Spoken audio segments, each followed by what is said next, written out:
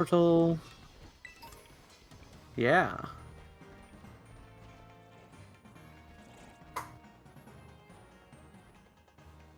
There's a shiny Ellicott to start off the stream. Wait, really? Wait, no, how would you even know? It's impossible to tell. Alright, Union Circle, form a group. Circle.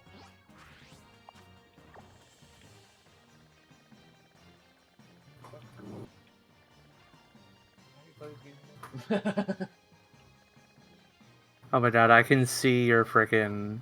Oh, you still haven't done your Elite Four battle? No.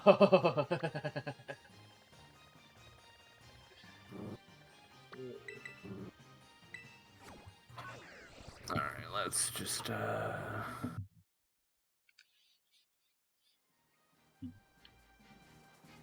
This is not, there's no... But you don't even need to do the thing, right? You just go to the Poke Portal. Yeah.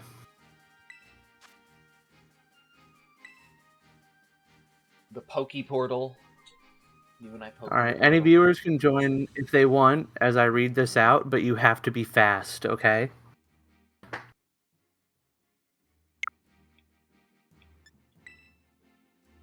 So our link code today is JK J1 DG.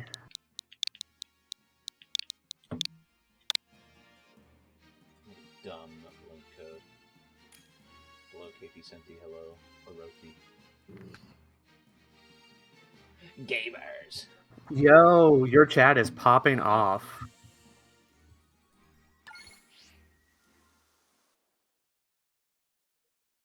Is this the legit Pokemon? Yes, this is the legit Pokemon.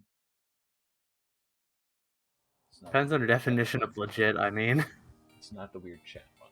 Officially released? Yes.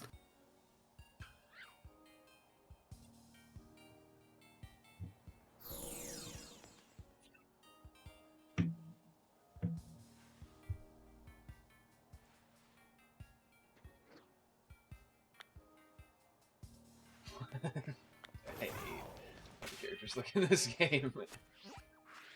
Yeah. I only hear your co-host. You don't hear me? Excuse me? Excuse me? Which I said I'm showing up on the mic. What? Okay, I'll turn up. Oh no, I can't even turn you up because there's an ad right now. Unless he's talking about the ad as your co-host. 43 seconds left? Jeez Louise. It's a minute and a half ads. A minute. We're ad free for an hour. So. Oh, yeah. If we were good streamers, we would just have that built into the programming. Mine is.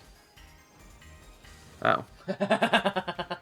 What I mean is, like, he would stop talking for a minute. True. Yeah, I mean... When I said programming, I mean programming as, like, a... whatever the word is. Yeah, we aren't talking about anything important right now, right? That's true. My thoughts on the political landscape of the United States. The ad break is ended. And I'm his thought, here to tell you what I think. Welcome back, community. No, you shut the fuck up. If we don't talk about it anymore, they're back.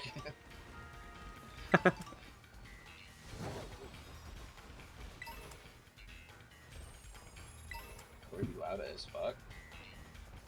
Really? Wow. Pretty much shutting the fuck up. And I'm soft. I've been told that many times in my life. Brother, what the fuck? Alright, let's, might be Microsoft. Some funny stuff. After my update, I have not streamed. Open the sound settings. Device properties. Volume up to 100. I should be a bit better now. Better. That's the best I It's basically the best I can do for now. And then I can turn down Cory a little bit.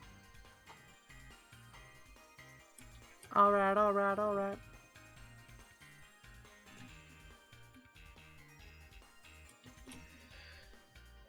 But Moo, how's it going? It do be going. So I have a couple of topics lined up for today. Mm-hmm. Nothing too big. There's my Shield replay. Yeah. That I just did, so I have some thoughts about that game. There are 2 manga that I have started reading. Mm-hmm. One of which I read basically all of, and the other one I just kind of started as a side thing. You ever read or watched Moriarty the Patriot? No, I've heard of it, but I have not read or watched. It's really good. It's like a Sherlock Holmes story, Yeah. if the name didn't give it away. Uh-huh.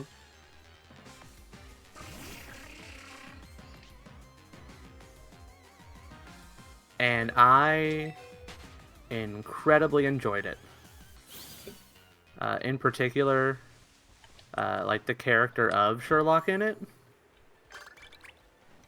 So good. He has like all of the like charm and quirkiness of like the bad BBC show. But he's actually a good character and entertaining. What are you implying? I thought that was all text. Was there any subtext there? We can't piss off the people of the BBC Sherlock fandom. They'll have our heads. So true. Galerica Twig? What's one of those do? It's a new unique thing that I found. If you pick up 10 or more, then you take them to an NPC who turns it into an evolution item for the Slowpokes. Oh, right. Right. I remember now.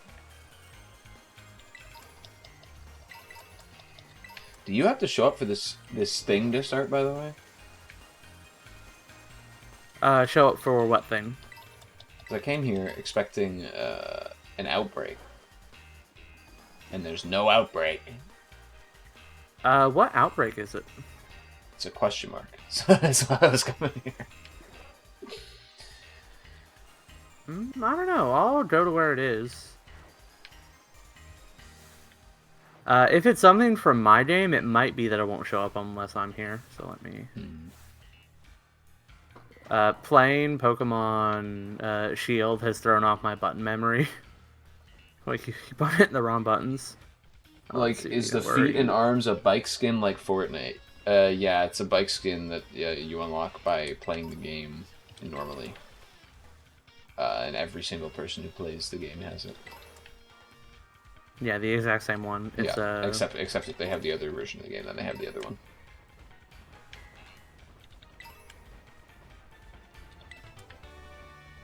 Yeah, I think it's really cool and forward-thinking of Pokemon to do that. I mean, they've never done it before, so it's like really cool that they finally did it. Yeah.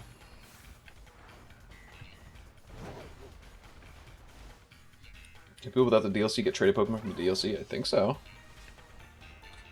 Yes. There's one thing you got to know about Pokemon is that the Pokemon people love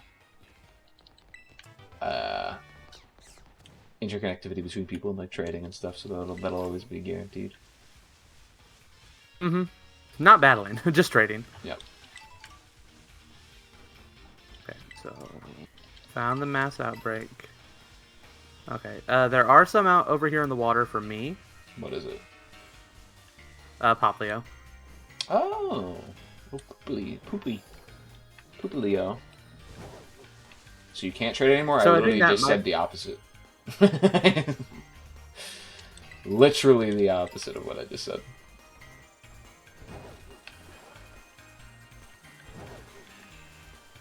KP Senti in the chat over here like, I heard what you said, I just don't believe you. Well, you found a mass outbreak of Poplio. Thanks, game, for not showing it to me until somebody else gets here. Yeah, I think it's because since you haven't gotten them like purchased for your terrarium Oh, yet, true, actually. Yeah. it's like the version exclusives where they only show up if I'm standing near them.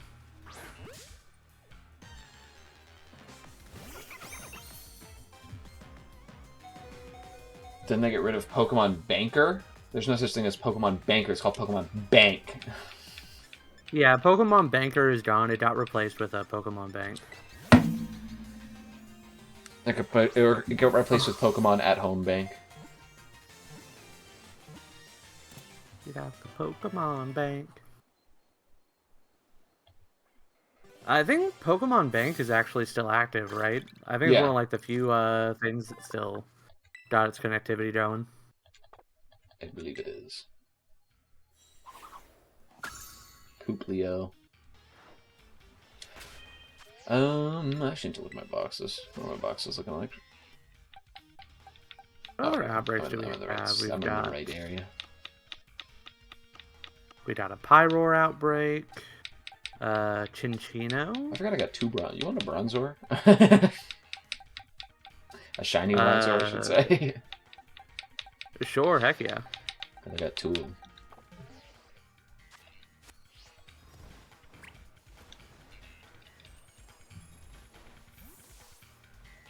Can I trade you in the game, or do I have to like go through some rigmarole? Just go into the Poke Portal and go to link training, and since we're the only 2 in here, we don't have to set a link code or anything.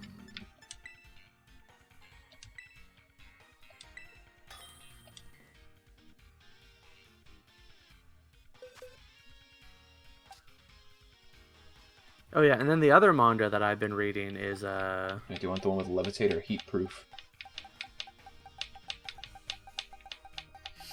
Levitate.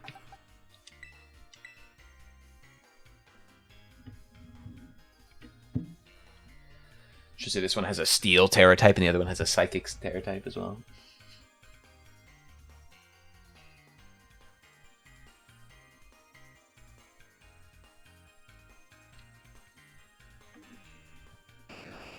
Ooh, it's a pretty nice looking shiny. Yeah, that was from the outbreaks with the increased shiny chances. I actually have a. Do you have a shiny Reveroom? Because I do have. I do. An extra shiny Reveroom too. Okay. I do have a shiny Reveroom. Yeah, you got that one yourself. You didn't need to cheat like I did. Me going to an outbreak and getting it in like 3 months.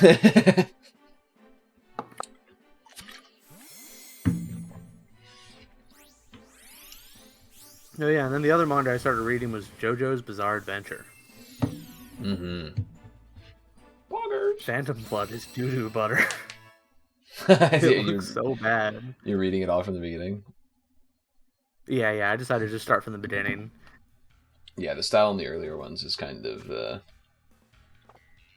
suspect. That's why I said like the only major difference between like the anime that I feel like is you'll be missing out on is like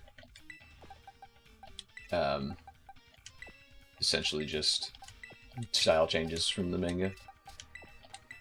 Yeah, I will say though that Phantom Blood was doo-doo butter. Like there were some individual pictures that looked good, but the style overall just yeesh.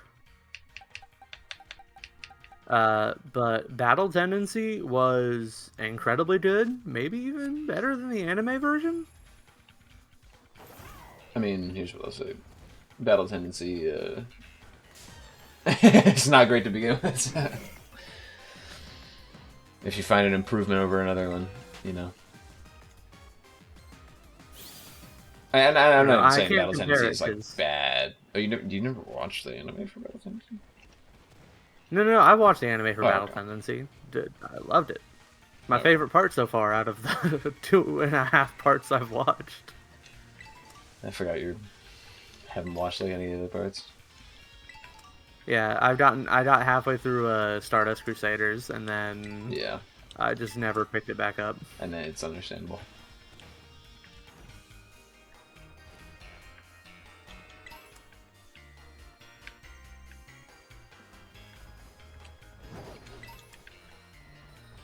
No, but JoJo, it's pretty good. It's one of the mangas I read on release as well, still to this day.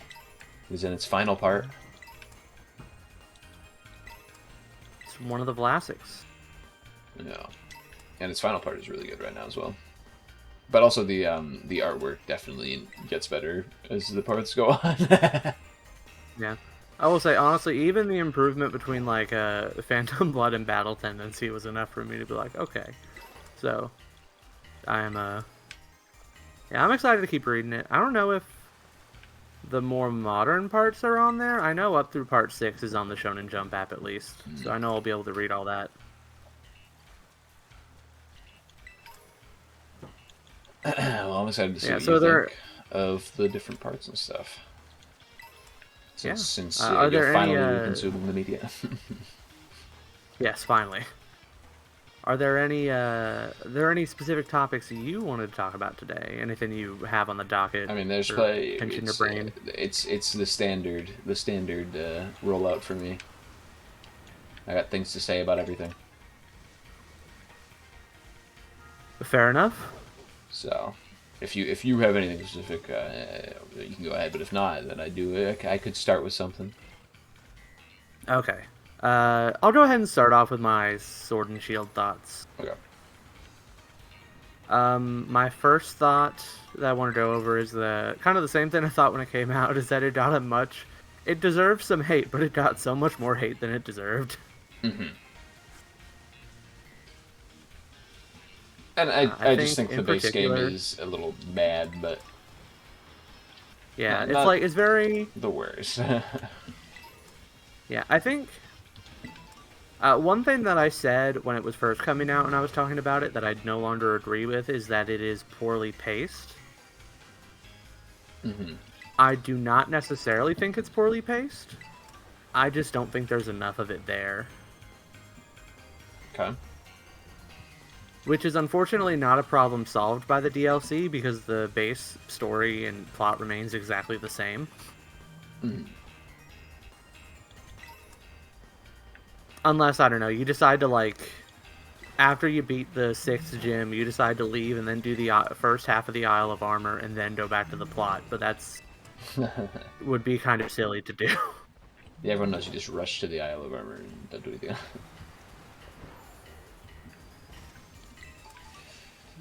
I do still really appreciate that if you want to, you can go straight to the Crown Tundra, lose your fight against Peony, and then you can just do the do the raids like normal. Yeah. 5-star Milsari raid. Wow, I want to do that. Not. I'm assuming and it's Terra Dark. Is it an increased shiny chance right now? No. So there's an increased shiny chance for. Then what's the fucking point?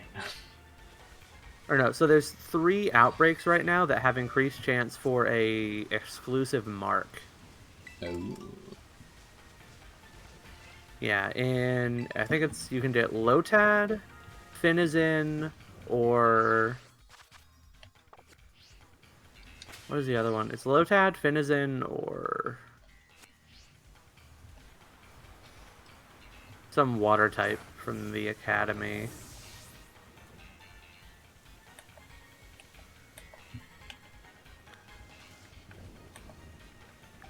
I don't want to look it up. Do we have one of those going on right now?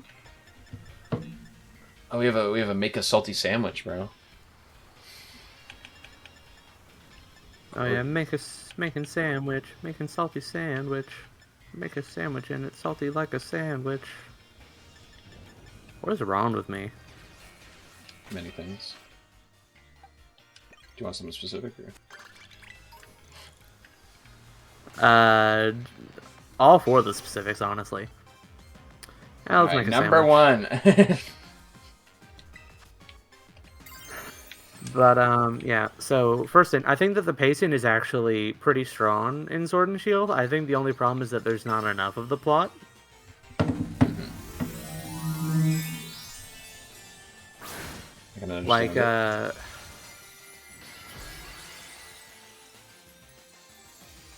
Yeah, and there's a lot of stuff where it's like, you don't have to join in for the sandwich to hit the points. I don't think so, right? No. Okay. Oh yeah, because it's just the regular Mega Sandwich. Yeah.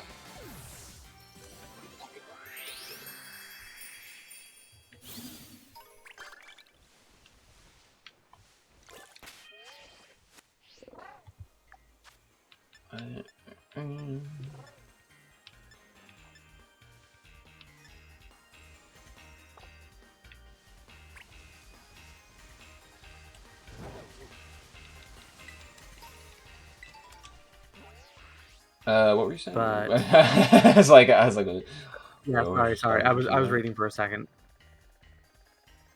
But yeah, so honestly, I have a lot less complaints, even than I did before, about the Sword and Shield story. Like, obviously, there's a Yes. lot more it could go into. And I think that in particular,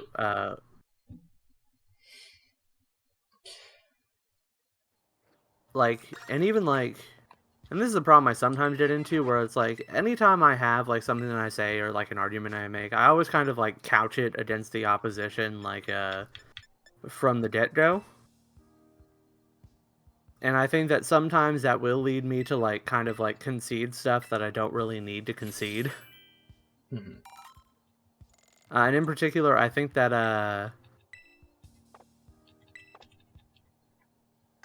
I think that in the past I have said that Rose is a half-baked villain and that his like betrayal comes out of nowhere.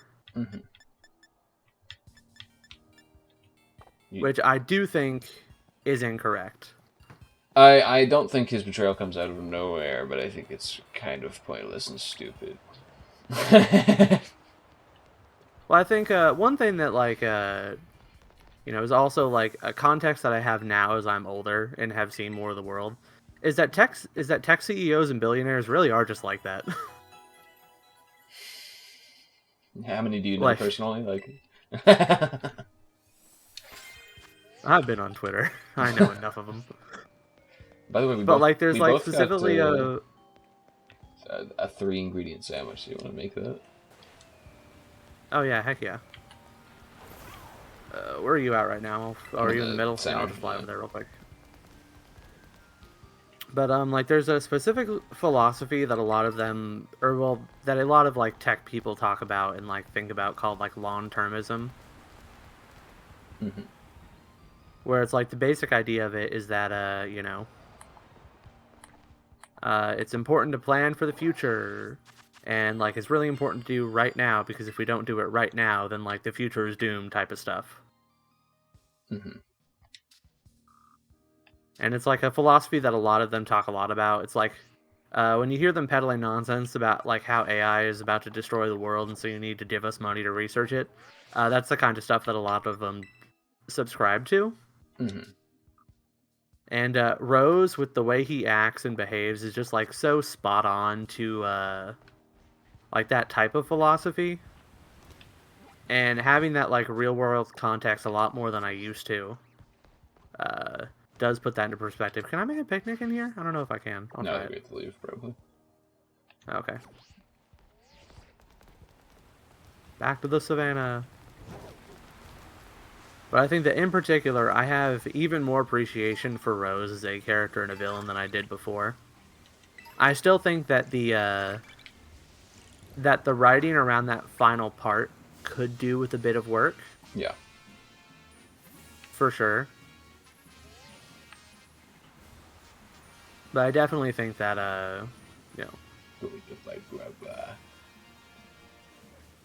in my previous talkings about this game, I definitely couched a bit more to like the Rose is a bad villain crowd than I should have. I think he is a bad villain. But what I will say is, I think it's a villain that I could have gotten more out of if I feel like they expanded on him just a bit more.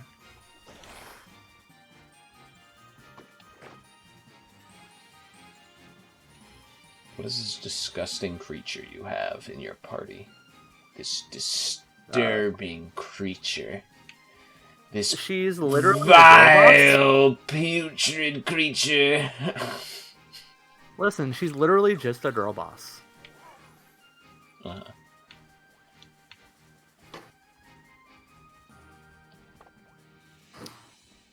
She's killed 3 people. What could be more girl boss than that?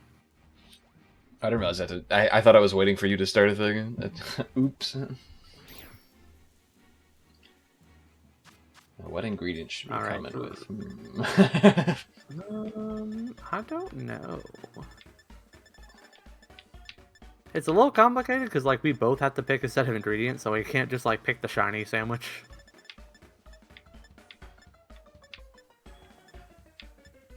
I don't feel like doing the math on making a shiny sandwich. So true. So I think I will just put... Let's both do 2 random ingredients. Well, why not 3 random ingredients just in case? Oh yeah, that's true, that's true.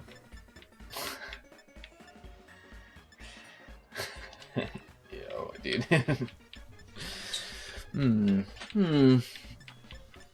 This is gonna be disgusting. Let's see what we make.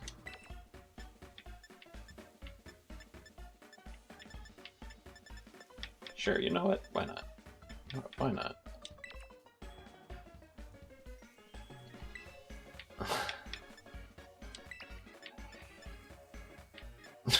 But yeah, so that's one big point is that I feel like Rose is a lot better than even I thought of originally.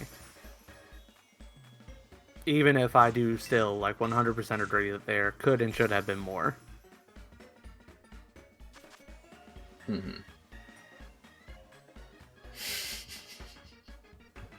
Another point to make is that I actually really like Marnie a lot more than I did originally. Really? Yeah, so specifically what Marnie does for the plot for me is that the main thing that she is, in my opinion, is like she's kind of like she kind of acts as a foil for Go and Bede in a way.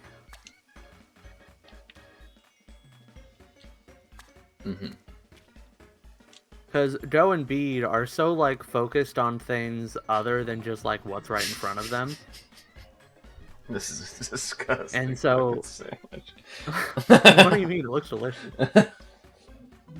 Yeah, it's like when you're playing through Sword and Shield, it's like at the start, like Go and Bede are way in the head, are way ahead, and Marnie's just kind of around, and her like fans are causing trouble or whatever. But then, like by the end of it, she's just kind of like doing her own thing, not really paying attention to too much. But by the end of it, she gets to the end before Go or Bede, because Bede gets canceled, and then Go falls way behind. Bede doesn't get canceled, brother. Sorry, he gets fired. But so I actually really like that the kind of foil that she serves for those two as kind of like a point of comparison. And even if nothing about her is ever like too interesting, I do still appreciate that kind of role that she serves when comparing to the other two.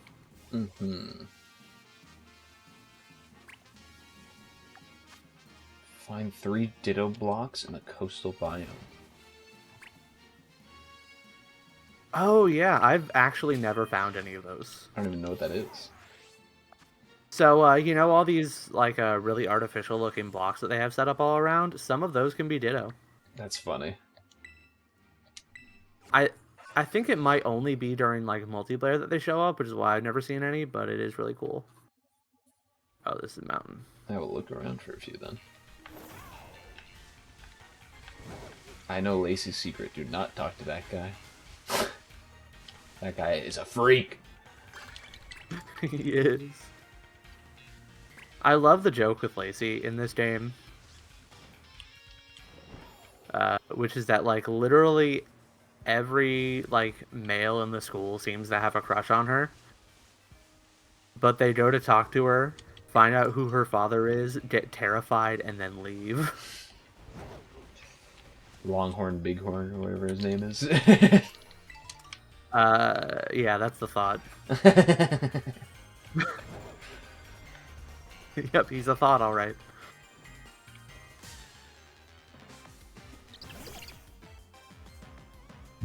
See, were there any other thoughts about Sword and Shield I wanted to share? I mean, It's my controversial opinion, but Sword and Shield for me is infinitely more fun than Scarlet and Violet. I don't know. I poured like 700 hours into Sword and Shield, like compared to Scarlet and Violet's like maybe like 100 and something. So 100% agree. Oh, you know what it was? What else I wanted to say is that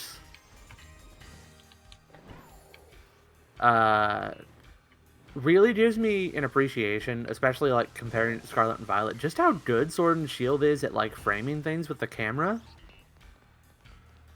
Like, it really made me miss the routes with a fixed camera angle instead of having a free camera the entire time. Yo, I'm taking a that is so cute. Camera. Get off the bike. You can tell I don't play this game. I'm pressing every single button to get off this fucking bike. There we go. Yeah. But yeah, with like Sword and Shield having a fixed camera on all the routes, visually they are so much more interesting. And like their secrets are so much more well hidden, and like you can tell when they want to draw your eyes to specific things to make some secrets obvious and some not. It's just like it's so like competently done. And it makes me really sad for the way Scarlet and Violet almost never has that eye for the camera. Not that it never does. As a few moments it does that, like during cutscenes and whatnot, but it is just not the same as having like a well-designed environment drawing your eye to something. True. Very true. How do I change my my thing for when I go online, like to battles? You know what I'm talking about? The card or the icon? The card. I think you do it... I think you have to go into your trainer card. Like, if you go to the map or the Pokedex and then hit the button to change what menu you're on. Gotcha. Gotcha. I think there's a way to do it from that trainer card. Yep.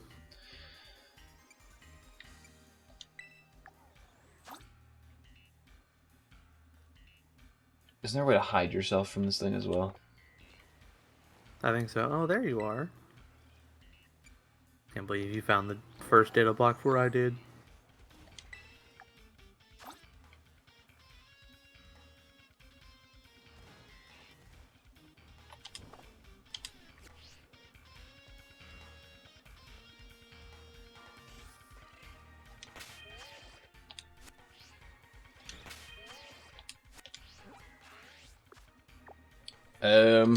But yeah, no, I mean, Sword and Shield is just a better game.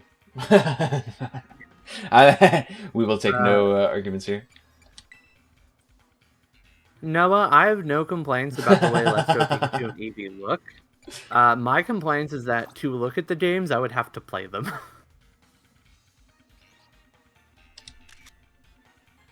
And those stupid, lame catching mechanics. Oh, the ad started right after I started insulting Let's Go, Let's Go.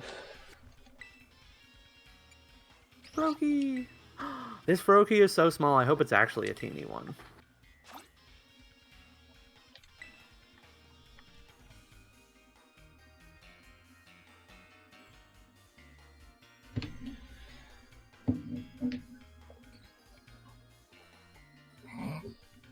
Oh yeah, do you want to see something sad?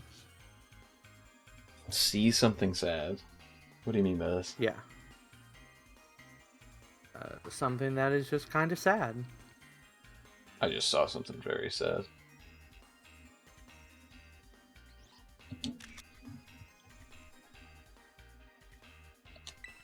Honestly, it kind of makes me want to do like, since like multi-hour long videos are all the rage on YouTube these days, I kind of want to do a video where I just sit here and look through every single Pokemon model in Scarlet and Violet and talk about what they did right, the texturing changes they made to it. Yeah. It's not a bad idea.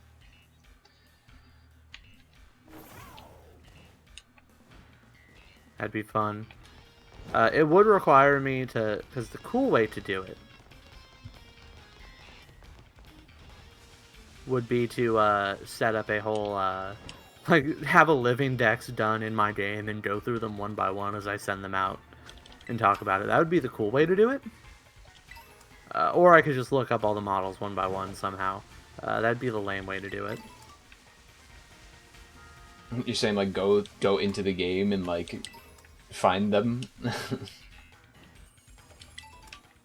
Yeah, or just, like, have them all, like, already, like, in my boxes, and then just send them out one by one. Then you have to deal with, like, lighting problems. Yeah. But also, that's kind of not a huge bad thing, because that's also kind of the point of this advanced texturing, just to make the lighting changes stand out more. It's true. So I think so long as I take that into account within my analysis, that's not really a problem. Oh, did you actually battle that box? It didn't let me battle it. I just found it and it said you found it, Ditto. Okay, cool.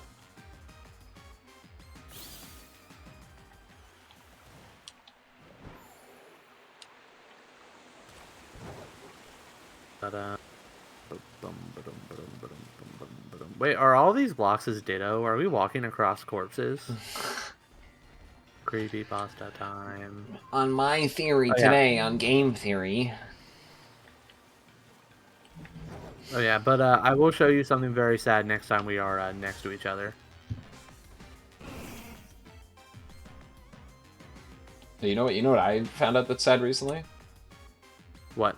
I was trolling around the webs, as you do. And a YouTube video came across my feed, and it was about, like, the rarest shiny Pokemon.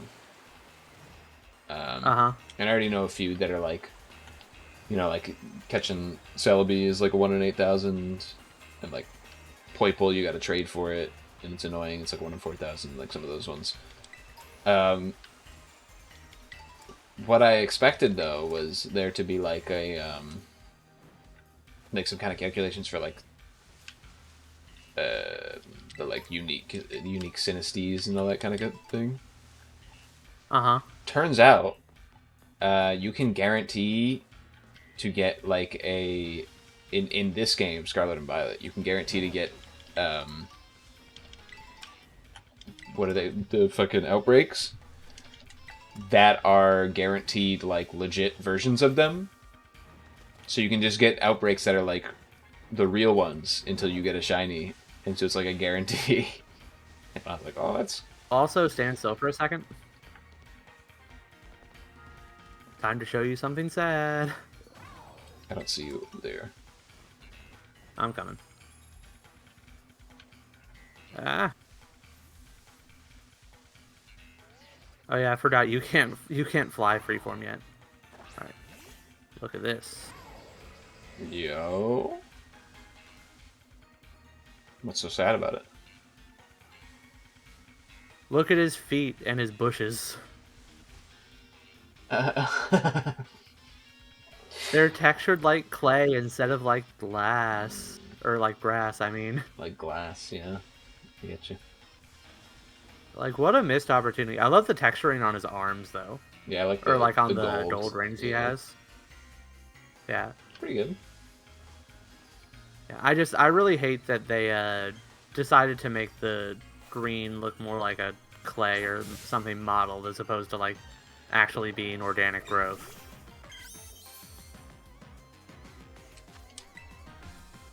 The Chikorita. The worst starter of all time. Have you ever done like a starter tier list? I never think I've done a full one. I think I've sat down and like mapped out who my favorites were before, but I don't think I've ever done like a full tier list, like sorting them all in order. It's a fun thing. I think we could do that. Seems like a fun idea. I really should do one of those. Let's see. What spots for blocks have I not checked yet? Have you done the tippy top of the mountain yet? No. Okay, I'll do that stuff. I'm assuming there are only 3 or something. Like there aren't any more. Probably. I found one. Nice. There's one more left to find. Yeah, so I'm assuming there's just 3.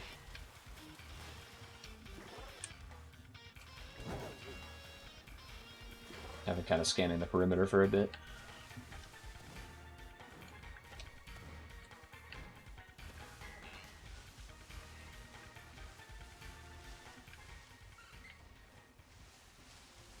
And you went through all the inside cave system, right? Not the whole thing, no. Just okay. a bit. Check back. I'll check back in there later. I've no more.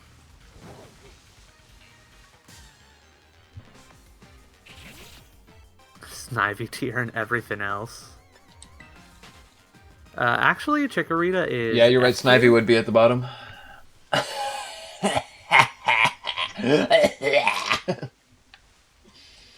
Chikorita is actually S tier because that's the only one that in the anime stands for shit. Human Pokemon relationships. Yeah, remember Ash's Chikorita has a crush on him. I don't remember. I never watched that show. And I'm starting to feel like it was a wise decision.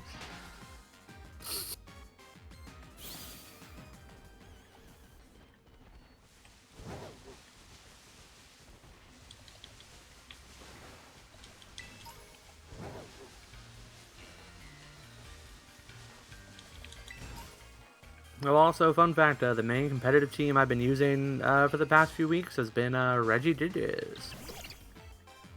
Regigigas? You've been using some neutralizing gas. Yeah, some neutralizing gas. Also, fun fact, one thing I realized is that actually Regigigas is actually kind of fun just to use on its own on Trick Room.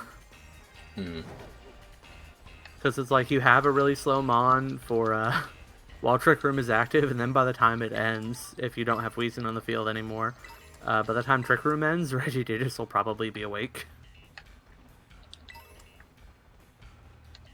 I saw a video actually that was talking about like the best like Pokemons in 1v1 settings, and they ranked them.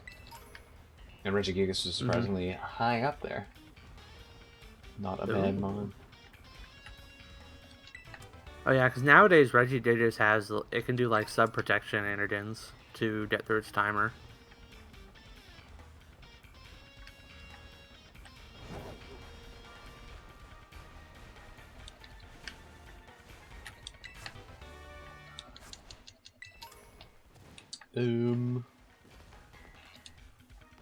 Saddest thing about Scarlet and Violet, among many, is that it has some really cool like cave systems to explore. But nothing ever happens in them, so like there's like literally no reason to care. So true.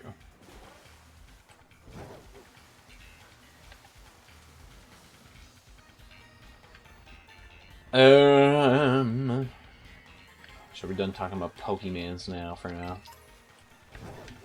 Yeah, I think I've said like the main things I just kind of want to get out of my craw for Sword and Shield. Yeah, for sure. Out of your crossums. Take me out of my craw. Coming out of my craw, and I've been doing just fine. I'm starting up a quadruple Soul Link this week, so that should be fun. Oh. With a couple of friends. So we'll go miserably. Hey, listen, 4 Mons mean 4 chances to get crit at once. So true. But moving on, something I wanted to talk about. Did you know? It's our welcome to our check-in with Wyrock and Paggigalo, where we do our streamly every stream we do it once. Our Hunter x Hunter check-in. So everyone loves this part of the show. Yep. There was news. There is news. Togashi is just about finished up with the next 10 chapters inking, which means we're about 2 months out of getting the new chapters. Ooh la la. Very exciting. So that'll be fun when that happens. Maybe even I'm gonna need to ask for a week off just to read those chapters. But yeah, should be a fun time. I am, as always, looking forward to more Hunter x Hunter stuff. So then we can have a bunch of streams where we just talk about that and be annoying and pretentious. Oh, I found him. Yeah. I found him. Oh yeah, because you found him.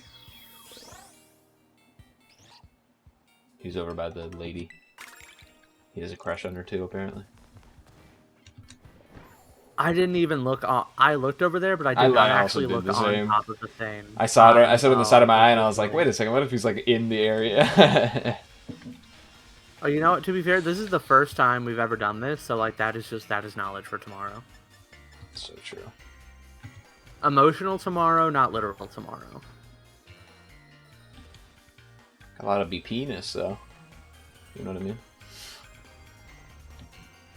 Yeah, I do know what you mean, actually. But other than Hunter x Hunter, there's a lot of other manga stuff. Let's start with Jujutsu. Have you been reading Jujutsu? Yes, I have. Are you caught up at the moment? Yes, I am. Holy moly! So first off,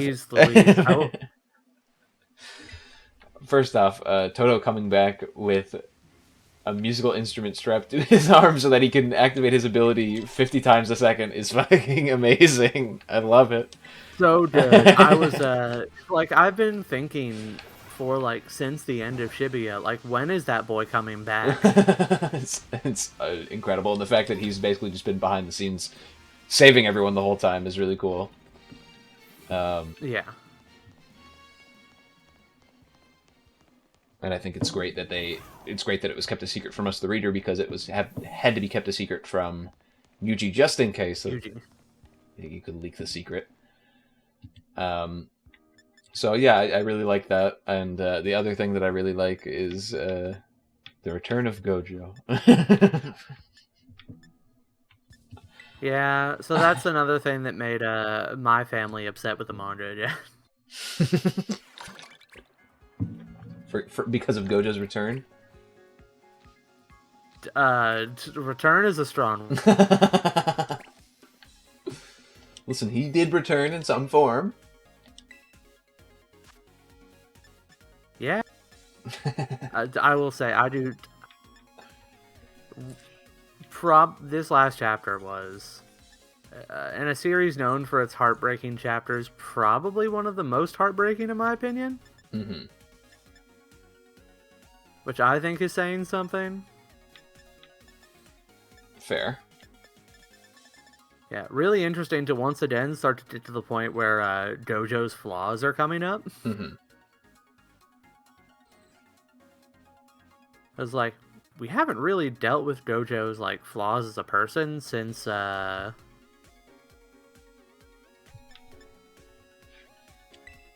back in Hidden Inventory. Mm-hmm. Because like obviously like he lost to Sukuna. Yeah. But he never really lost. But none of that fight was like he lost because it was his fault. Right? Like none of that is like framed as like he's a problem. He gave it his all and he failed, but he set the stage for his students. Like none of that fight was really failed as like his failure. In fact, if anything, he almost felt like the narrative was sucking him off because he got everything he wanted out of it. Pretty much. I say this not as a complaint about the narrative until he died and started saying I never had a chance, and I still heavily disagree with the framing of how you read those words, but like, you know. So I'm saying is in the recent chapter he said I'm gonna beat him again, and I was like, ooh, so strange. After you died, you were fucking jerking him from behind, bro. Like.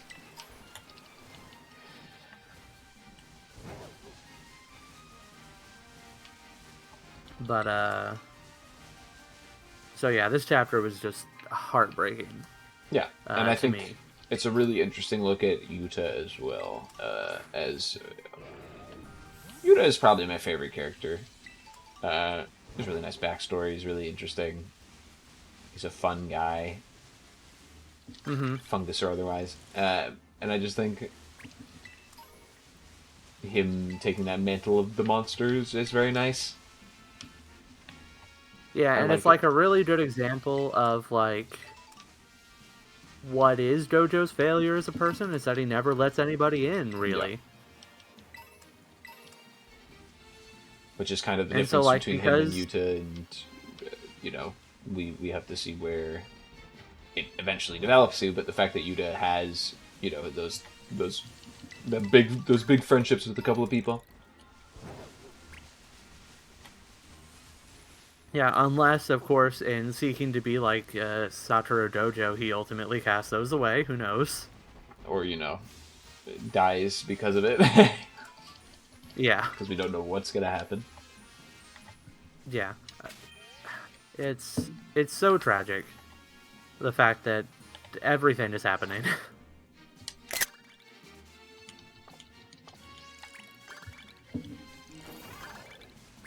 And I want things to stop happening.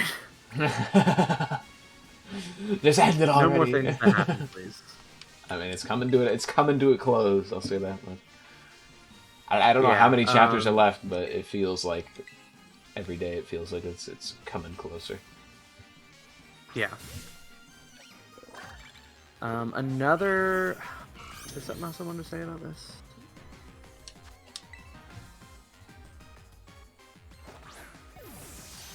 Another thing that came up, kind of like that I was thinking of, was... So, first off, my first thought after reading, or like one of my first thoughts after reading the chapter before this last one, was... Okay, so like we see the specter of Satoru Dojo. And so like we're kind of thinking about what's going to happen from here. And so one of the first thoughts I had was, oh, how poetic would it be if, like, Satoru Dojo is, like, he's, like, only kind of alive or whatever. He can't actually do anything. He's, like, basically just standing there, you know, something like that. And all it takes is for him to, like, for that one moment be the person that can make Sukuna stop and think, and then that will give us the opportunity to go forward. Which is like the same thing that Dato's body did to stop Dojo back when he got sealed. That was one of my first thoughts, is how poetic that would be. I don't think that's going to be the case anymore. Unfortunately, it seems to have... The moment for that has passed. Yes. But I will say, the path that they ended up taking did literally surprise me.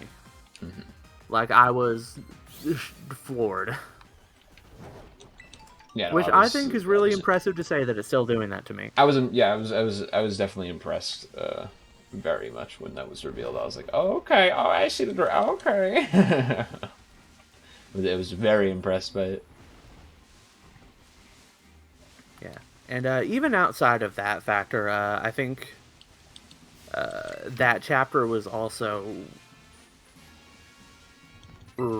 had some really strong imagery, especially when dealing with, like... Okay, so, like, all these people are getting taken off the battlefield. They're getting saved in one respect or another. How is that going for them? And to, like, see that, like, hospital ward... Yeah. Have that, like, little side character that, like, you think is not going to amount to very much, suddenly being, like, very important and... worth absolutely nothing at the same time. Yeah, like looking like just horrified at everything that's happening too. Like, yeah, like The fact that his, like, power basically is just like, oh, he can produce sugar with cursed energy. And it's like, oh, hey, you can use that to help people survive, you know? Help give them a little boost. And it's like, it really sells that sense of they are doing everything they possibly can here. They are stretching themselves and their resources to the absolute limit. And it's still not going to be enough, maybe. Nah. I mean, as somebody who reads stories, I assume it's going to be enough. There's been very few stories I've read that A, end in the villain winning, and B, end in the villain being content in their winning, I guess you could say.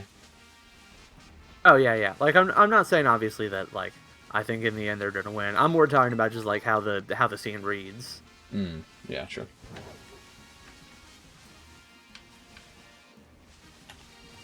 I don't know, as much... Boy, howdy, is it... Yeah, as much as Geege comes from the school of Hunter x Hunter writing, I don't think he's going to subvert the expectations by making them lose, per se. Yeah.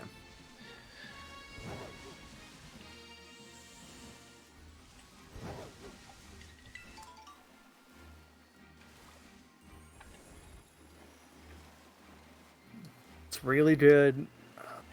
I will say, though, the tonal whiplash between chapters, I feel like would be much more effective if I was binging it, but again, I feel like I say that every time. Fair. It's like, okay, we have a chapter where everything's going fine. Oh, we have a chapter where everything's going terribly. Oh, we have a chapter where everything's going fine. Oh, we have a chapter where everything's going terribly. Pretty much. It's not even a complaint, that's just a... That's what's happening. Yeah.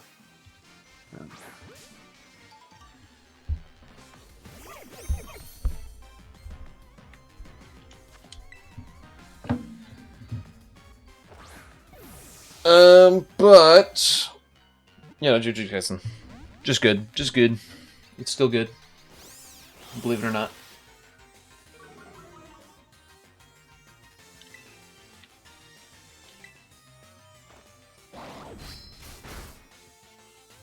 Yeah.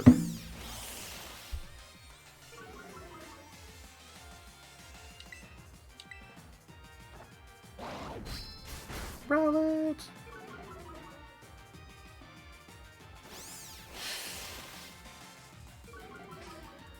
I feel like I still have a lot of thoughts about Juju, but there's a lot of it that, like, I do want to hold off on, because, like, I still haven't fully processed them, and probably won't till it's all over and I've reread it twice.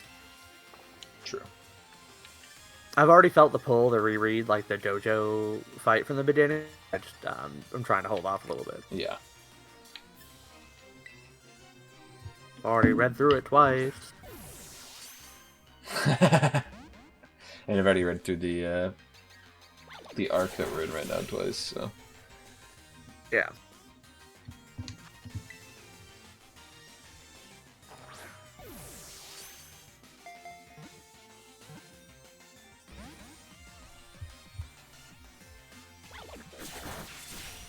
So, what? Other than that, there is also One Piece.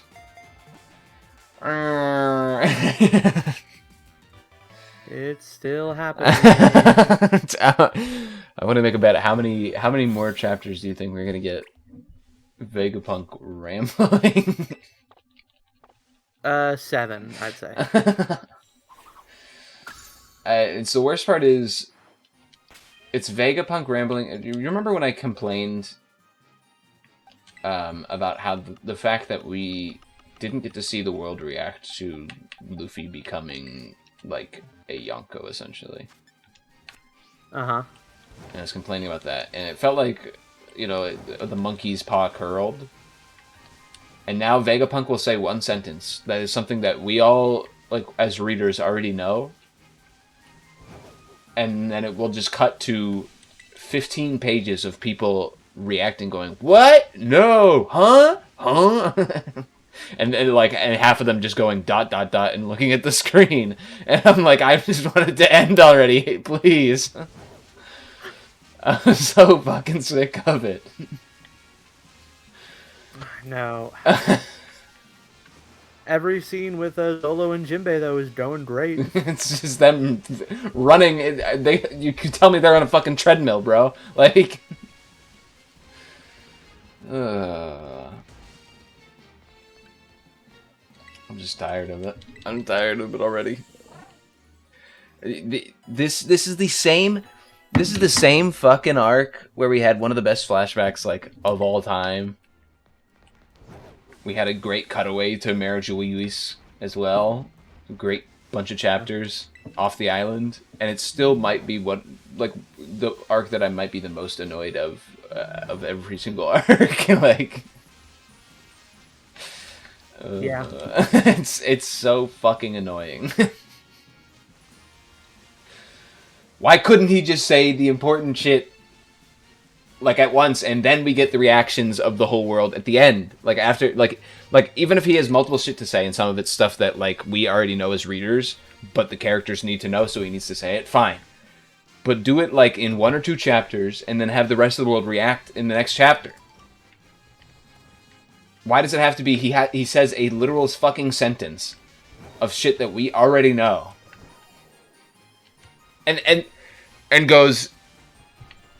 And even says like, oh, and also I don't know about this stuff. I don't really know what happened here. The only people that knew were like the Roger Pirates. And it's like, yeah, we knew that. Like as readers, we knew that they knew because we knew that they found the One Piece, and we knew that the One Piece was information on what happened. Like we knew that's like involved in the process. Yeah, I feel like they go like. I feel like he's going like a little bit too much on like the having so many reaction shots, because like I do kind of agree with like the having the world react as he's telling it to a certain extent, like multiple reactions or whatnot, and like I think some of those are really good in telling, like you know, cutting back to Water 7 during when he's talking about the ocean levels rising. And that's what I was gonna say. Like there's specific parts that are really nicely done, like when he talks about like the 3 secret weapons, and it cuts to like Crocodile, and Crocodile's just like looking on menacingly. It's like, okay, we get it, it's a callback, and it's like a nice little thing, and we know that Crocodile's still active, so it's like it's an interesting little like callback and stuff. But like you don't need everybody, I really don't want to see the fucking revolutionaries fucking eye popping out of their sockets, tongue popping out of their mouths for every single piece of information. Because I don't fucking care. Yeah.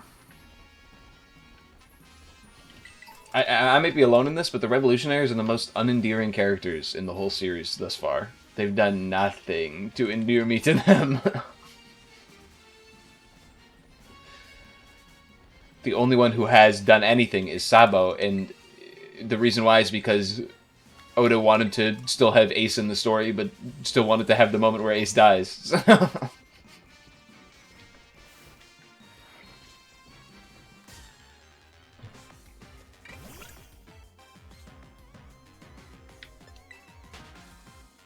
Trying to think if there's any other well, there's Iva, but I like Iva, of course, but Iva. Yeah, Iva, we knew them before the revolutionary whole business. We knew them as a character, and obviously I like them, but it's like, we haven't seen them do anything in how long now? Like, the revolutionaries are doing fucking nothing! And I'm so fucking sick and tired. This is one other thing. I really... There's a both sides of the post problem with this, where you look at like the chapter reactions, and you have just like the normal people who are like me and you, who are just like, it was okay, whatever. Like, I'll move on. I'll read the next chapter when it comes out. Whatever. Then you have the weirdos who are like, this is the worst chapter I've ever read of all time. Nothing will be well written. Oh. Hi, girl.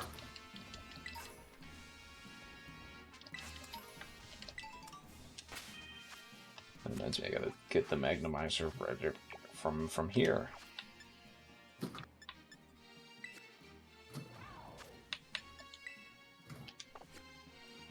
God damn it.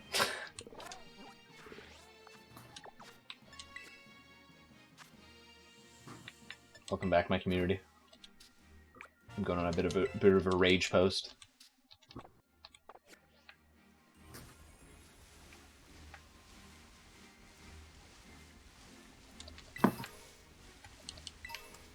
Sorry about that. We had gotten complacent in terms of keeping the one of our tables upturned onto the chair that Oki's been eating, so she started eating it again. Dog moment. But anyway, so they're normal people. And then on one side is these people who are just like, everything sucks. It's the worst chapter ever. It's worse than last week's. Last week was also the worst ever. Like, so on and so forth. And they're annoying, for sure. Like, 100% annoying. But, like, I can just walk away from them and, like, not engage.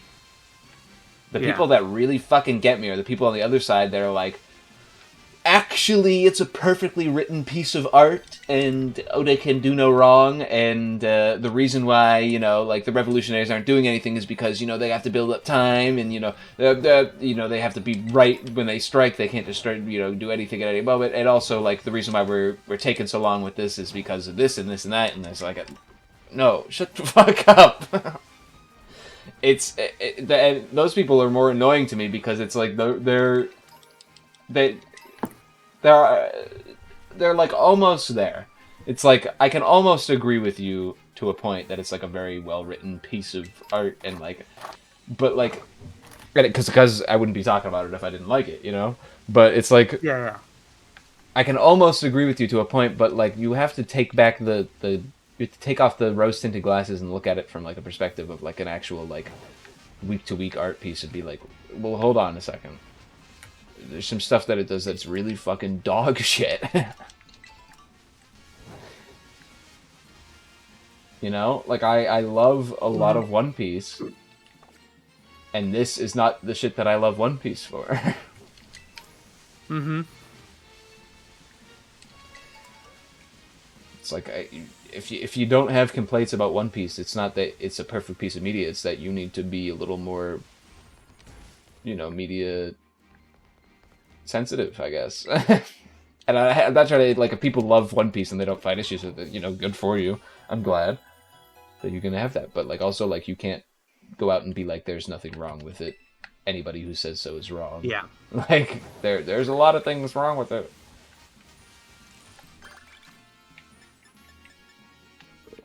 I don't know. I went on a bit of a rant there. I understand. It's like, no matter where you go, you will see annoying people. It's just, why can't I just, like, why can't the series be written like it was pre-time skip? I know I hate being that kind of person, but like, I know. Oh, it was so much better. Oh.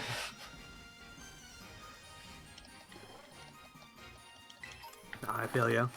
Because, like, I mean, I can tell that I would definitely be enjoying myself a lot more if I just didn't think about One Piece for, like, 2 years straight. And then I come back and I read this all at once. Yeah, for sure. Definitely be liking this a lot more. Mm-hmm.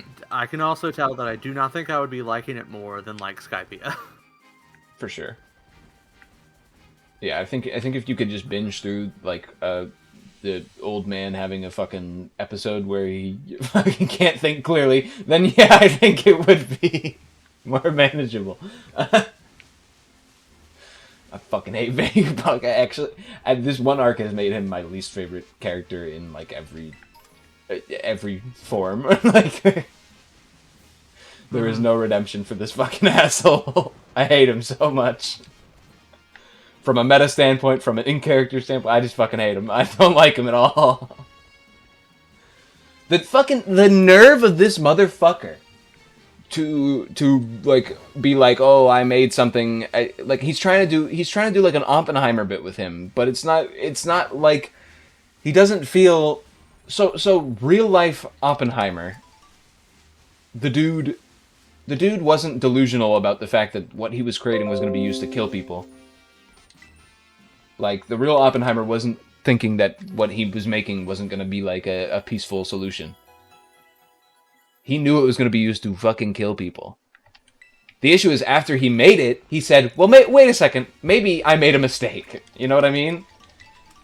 and tried to make amends for it and like tried to raise awareness. This guy, this fucking asshole, this fucking prick is like delusional. and the way it's explained to us is that he's a fucking insane person. Essentially. So what you're saying is that this arc is Christopher Nolan's fault.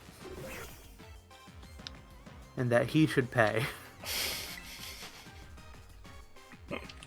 I really dislike Vegapunk as a character, and the fact that the gall of this fucking character to get down on his hands and knees and be like, I'm sorry for creating the bomb that killed people. Like, I'm furious. And then he goes to be like, nobody knows what happens during the Void Century except for, like, the people that they want to know, and with the exception of the Roger Pirates. Shame on the Roger Pirates for keeping this a secret, you know? Like, they should be shamed. It's like, shut the fuck up!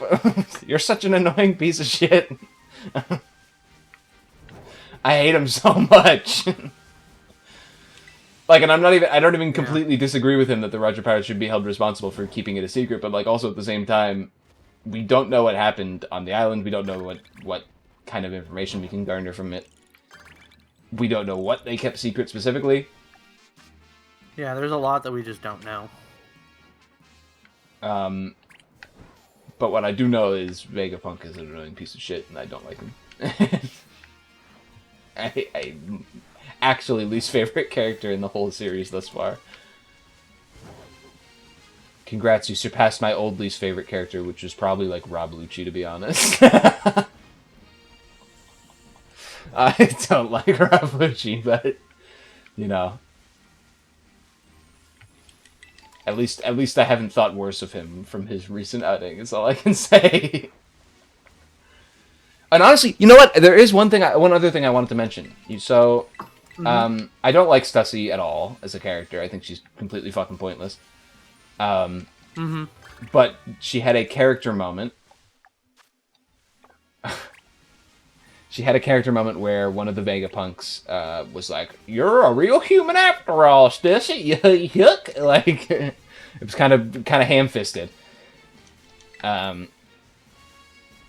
that, and it's like, whatever. You were trying to make a little point about this character here, and I get it. You wanted to say something specific about this character. Stussy is a character I don't really care about, partially because, like, she just got introduced randomly and is, like, immediately like, loyal to our characters for some reason. And also partially because of the reason that the clone that she's based off of, she's a clone of a character that doesn't seem important at all.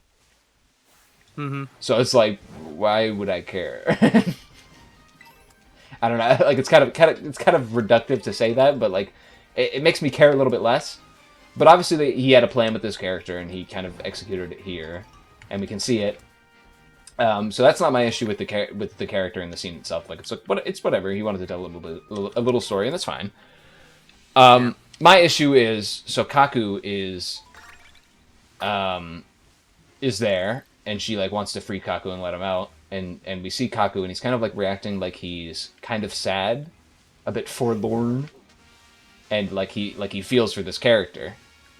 So my issue is, people online were like, what the fuck, why is Kaku like emphasizing with her? In Water 7, Kaku talked about how he spent like 7 years not relating to any of the people here so that he could finally betray them. Like, why is he emphasizing with this character? To those people, I say, go reread Water 7. Because Kaku literally talks about how he's sad that he wasn't able to connect with them. Like, I'm mad. Like, people reading comprehension issues. Kaku literally talks about how he wishes he could have made a connection with them at the end of that arc. Yeah, he's also like one of the most emotional of the traders, just like in general. Like, he is like the one who acts the most emotional about it. Not even that like he like acts incredibly depressed or whatever, but like he shows more emotion than any of the other kind of traders in that arc. And it's also like... Kaku is so good in Water 7. And it's also... This is a character that he's an ally with. Like, he knew her before coming here. So, like, assumedly, he would make a connection that would be like, oh, she's my friend, or, like, someone I know, at least. So, like, people are like, why is he feeling for her? Why is he feeling sad? He should have shown no emotions, because he showed no emotions in Water... It's like, the fucking point of Water 7 is that he's a fucking double-timer, and he regrets not being able to make a full connection with these people, despite that. Fucking reread the story, you fucking troglodytes. Anyway. Yeah, it is bonkers.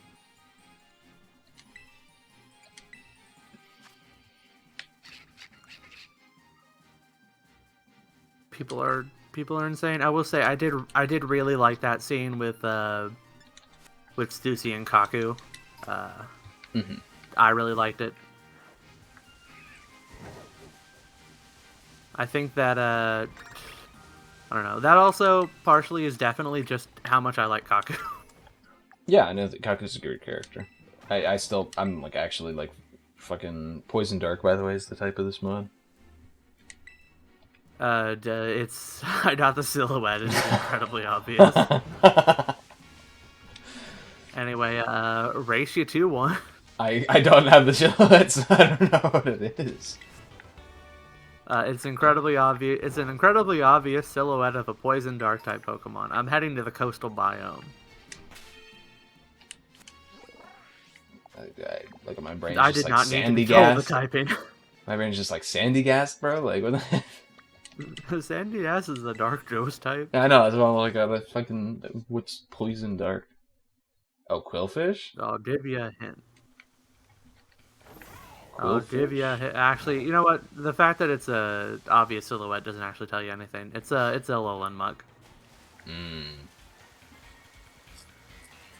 I forgot that literally any silhouette. I would have never. I'm so bad with typing, so I would have never realized that he was dark. Yet again, it should not give the silhouette in the two people lobby. That's all I gotta say. Yeah, the silhouette is way too obvious. It should give the typing, and it should give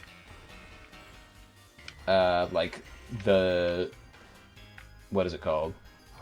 The Pokedex, like the height and entry, weight or something like that. or like the Pokedex entry, like maybe the Pokedex entry is like the third one.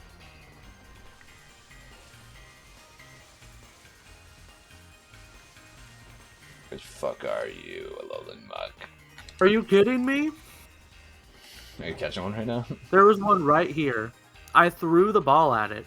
It instead got into the fight with the Grimer behind it, and now the Muck is gone.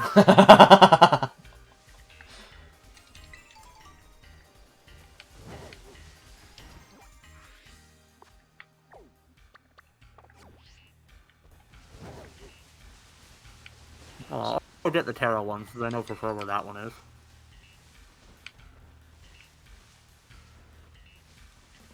Oh, here's one.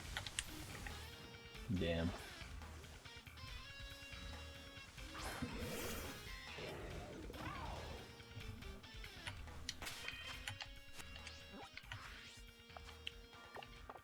It looked towards you first for a second. I know, that's why I was like, oh, okay. It started attacking you. That's funny.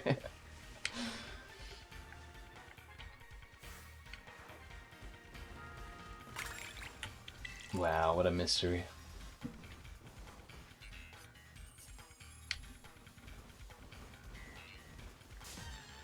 The fuck?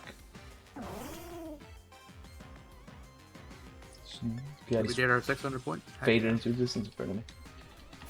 But yeah, One Piece, Yo. There are still things I like about it, and I'm sure that I'll probably absolutely love a lot of these chapters once I binge it all later. I mean, yeah. But for now, it's still. We're coming to the final saga. The only thing I can expect at this point and like hope for is that we get some nice character interactions and then we get some nice character moments and that they, you know, we kind of finish off some character arcs that have been a long time coming. That's the only thing I can hope for at this point.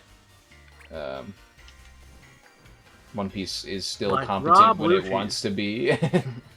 I feel like, but when it doesn't want to be, it isn't. So yeah.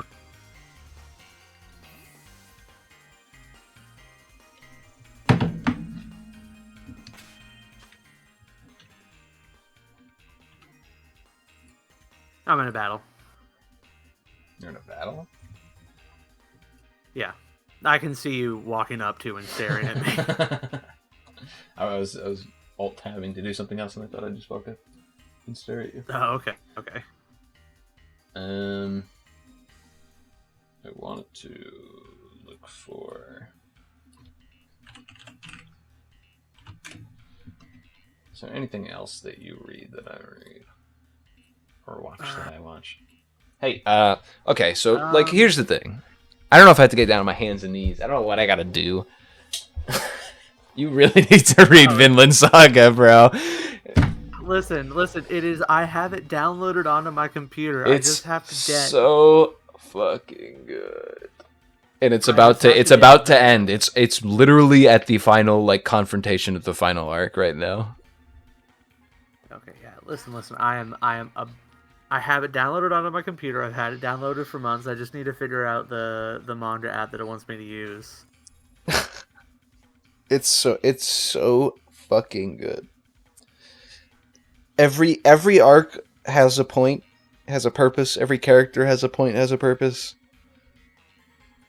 It's so well done. And the fact that it's ending soon is like something that I am both looking forward to and sad about. It's so well done. Everything about it is fucking amazing. It's really great. That's all I can say about it right now until you read it.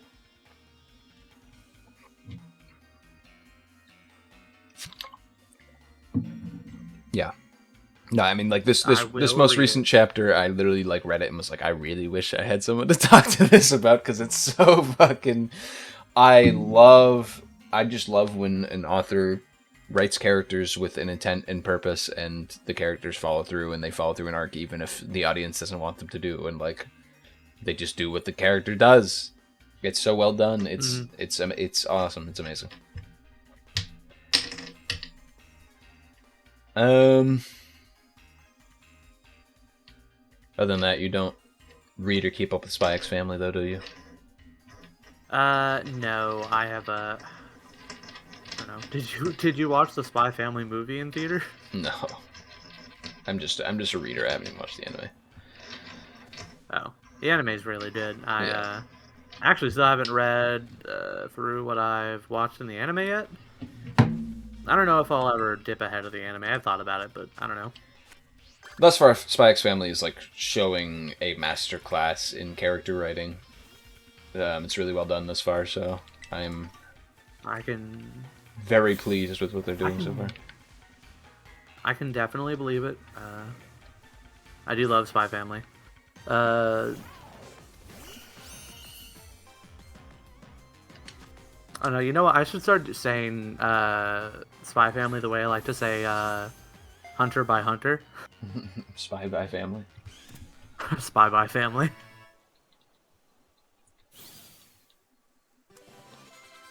And probably my favorite thing about Spy X Family is the fact that it's one of those does comedy with seriousness balance very well the whole time. So. Oh yeah. Like your Delicious in Dungeons, you know. Yeah. God, that one episode still is such a. Delicious in Dungeon anime is still absolutely excellent. Yeah. We have the next 2 volumes of the manga ordered. For whatever reason, volume 2 made us wait like 3 weeks on it instead of just like a couple days to get here. I guess it was just out of stock everywhere. So we will be reading more volumes of the manga. We're just kind of waiting on it to get here.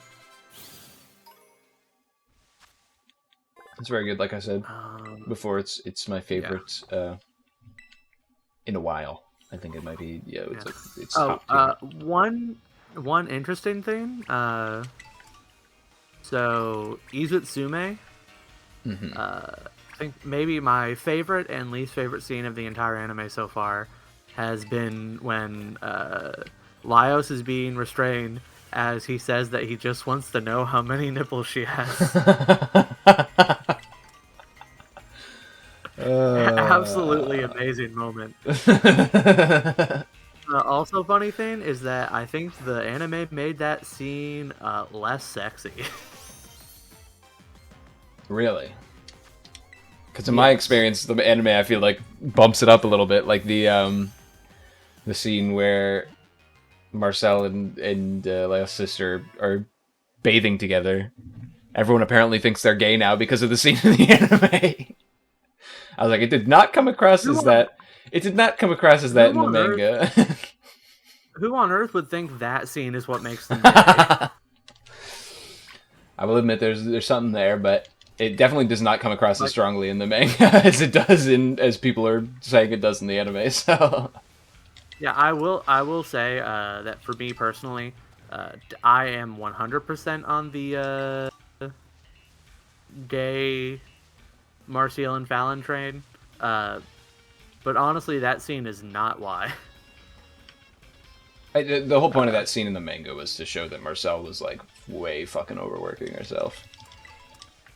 And so the fact that people instead were like, OMG, gay besties, like, the point of the scene? We've lost the point? I mean, you're talking about people who are writing their opinions to the public on the internet. They were never going to get the point of any of the scene. But you haven't like read the end of Dungeon Meshi or anything like that. You're just following along in the manga or following along in the anime and like reading as you get. Yeah. Okay. Yeah, as we get the volumes in. Okay. I gotta watch what I say then. Yeah, I'm very excited to watch more of it. We definitely will just like go ahead and read past once. I don't know if we'll wait till the anime is done or not, but like we are definitely planning to like read ahead as we get the volumes in.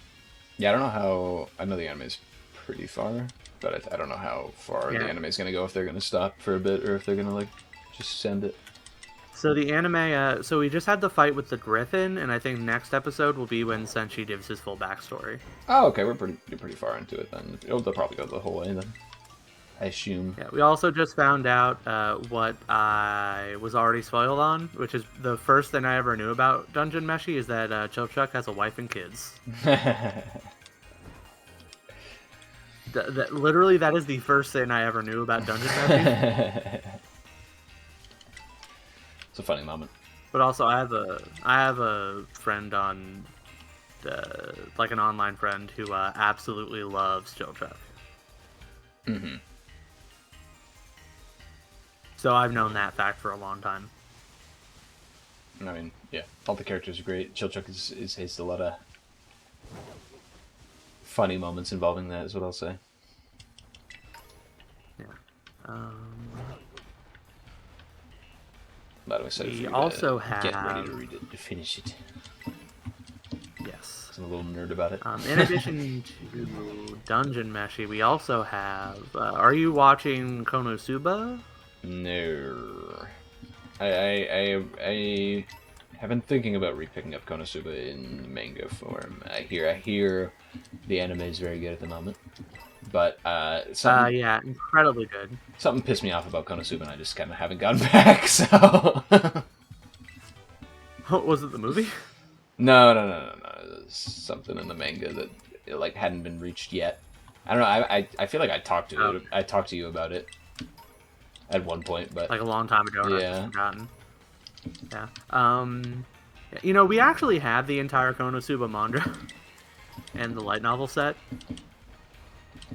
And the Megami spinoff. It's something that I think it deserves a reread because I think I was a little too harsh on my judgment, is what I'll say. I don't know if we'll ever...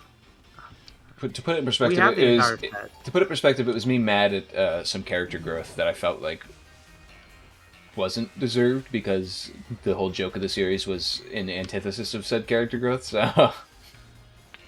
Oh yeah.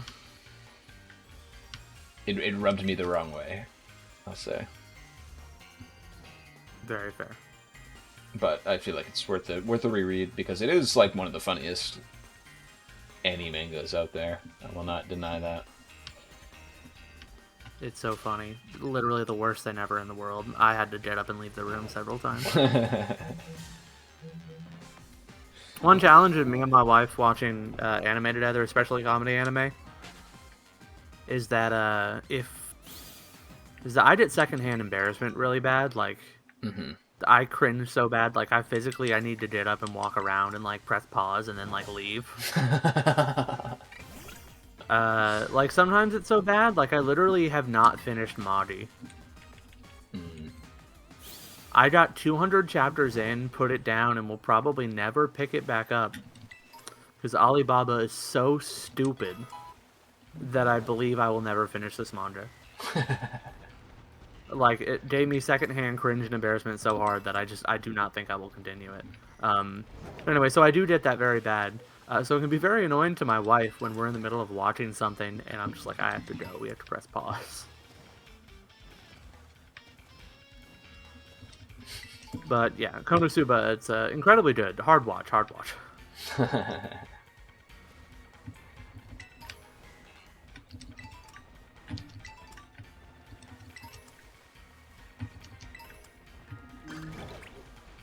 Demon Slayer's come back. I don't know why I shared that. It's like, yeah, I was about to say, fucking disgusting. But like in manga form or? Anime. The next season of the anime has started. I didn't know if the anime had finished yet or not.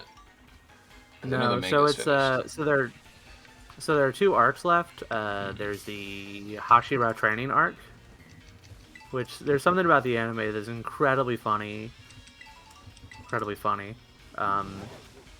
Especially for someone like me who has been reading, who's watching the anime, and then we'll go ahead and read the manga chapters that correspond to it afterwards, just to take a look.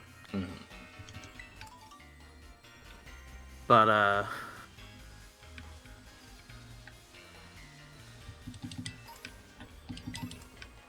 yeah,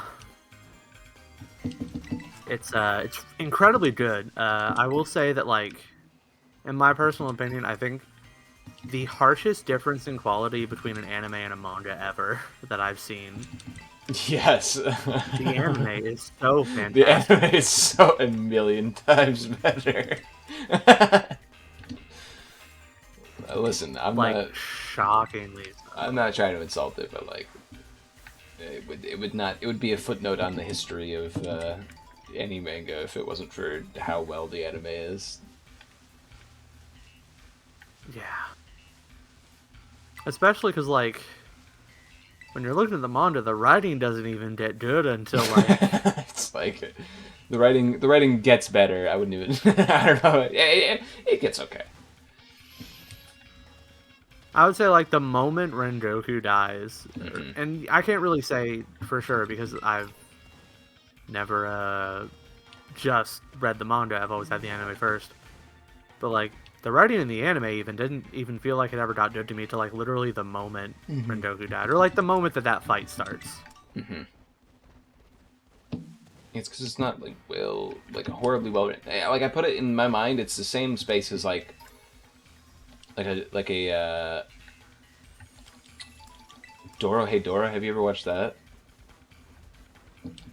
No, I've heard of it, but never watched it. It was the anime about a dude who, as a child, gets, like, all of his body parts taken away by a demon and gets them replaced with, like, surgical body parts, so, like, his arms and legs and everything, and, like, his inner organs as well, and, like, his eyes and his tongue, like, literally everything. And each time he kills a demon, he gets one body part back.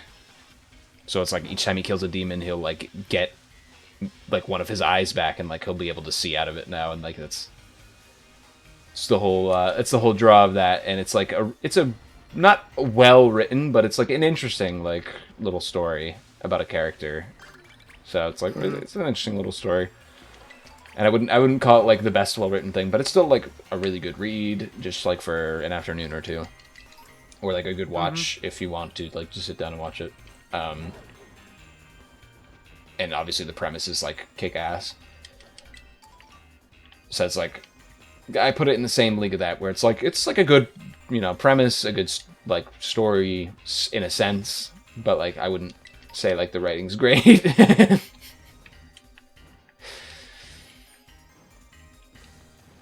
I think early Demon Slayer is carried almost entirely of the weight of how good of a boy Tanjiro is. Like, Demon Slayer's greatest strength to me, especially early on, is that Tanjiro is such a good boy that you can't help but, like, want to pat his head. Fair. And eventually, we start getting some other good characters that you might attach to or are interested in. And then I think once we get past, like, that point, so basically, like, once you get into, like, the second season, I think it starts being, like, actually pretty good. It's fair. And the funny thing, have you read through the whole manga? Yes. A while ago. Do you want to know what's really funny about that anime adaptation? Mm-hmm. Alright, so last 2 episodes. These 2 episodes.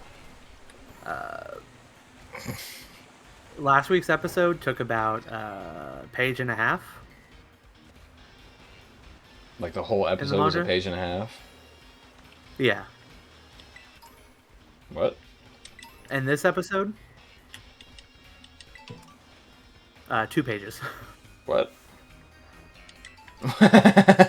Not even 2 whole pages. 9 panels total. Huh? Was this entire episode. Did we get Toei working on this? The fucking people on One Piece? Like, what the hell? Okay. And here's the shocking part. It's good. I'm trying to think of what story beat it is. It's the Hashira training arc. Okay. So essentially, I don't know how long they're going to go with this, but basically the training... Because, like, Tanjiro... So, like, they started out, each of the Hashira has, like, their own training regimen. Mm-hmm. And Tanjiro, once he gets better, he, like, kind of just, like, speeds through each of theirs. Mm-hmm. He's like, oh, hey, Uzui has come back just to train some newbies. Let's go and join with them for a little bit. Oh, hey, Tanjiro, we love you.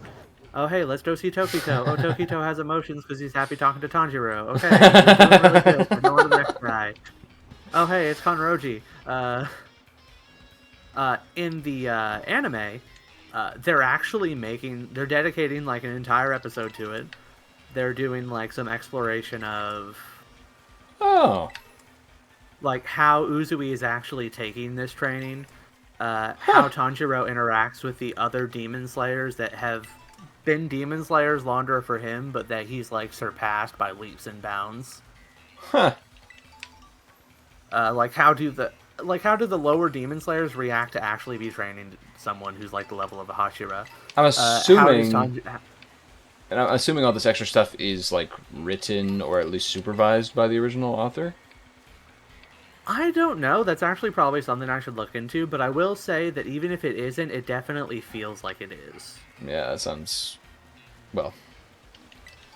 I mean, that sounds cool. If you say it feels like it's written by the original author, maybe it's not as cool as I think. You're like, that was a trap. That was a trap.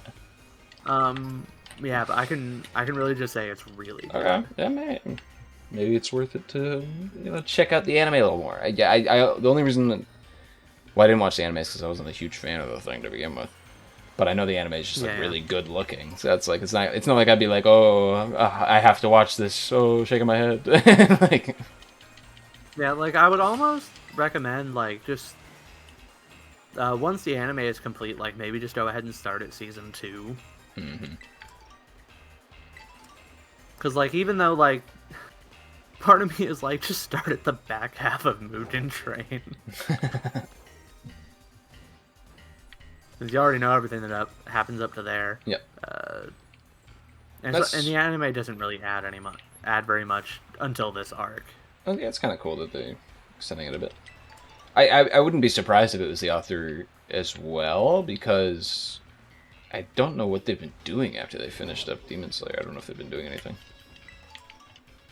I know they've done like a couple of Demon Slayer one-shots that I've read through. Mm-hmm. Like there was one about Kanroji when she was starting out as a Demon Slayer, and she went on a mission with Rengoku, and that one was pretty good. There was one about Tomioka.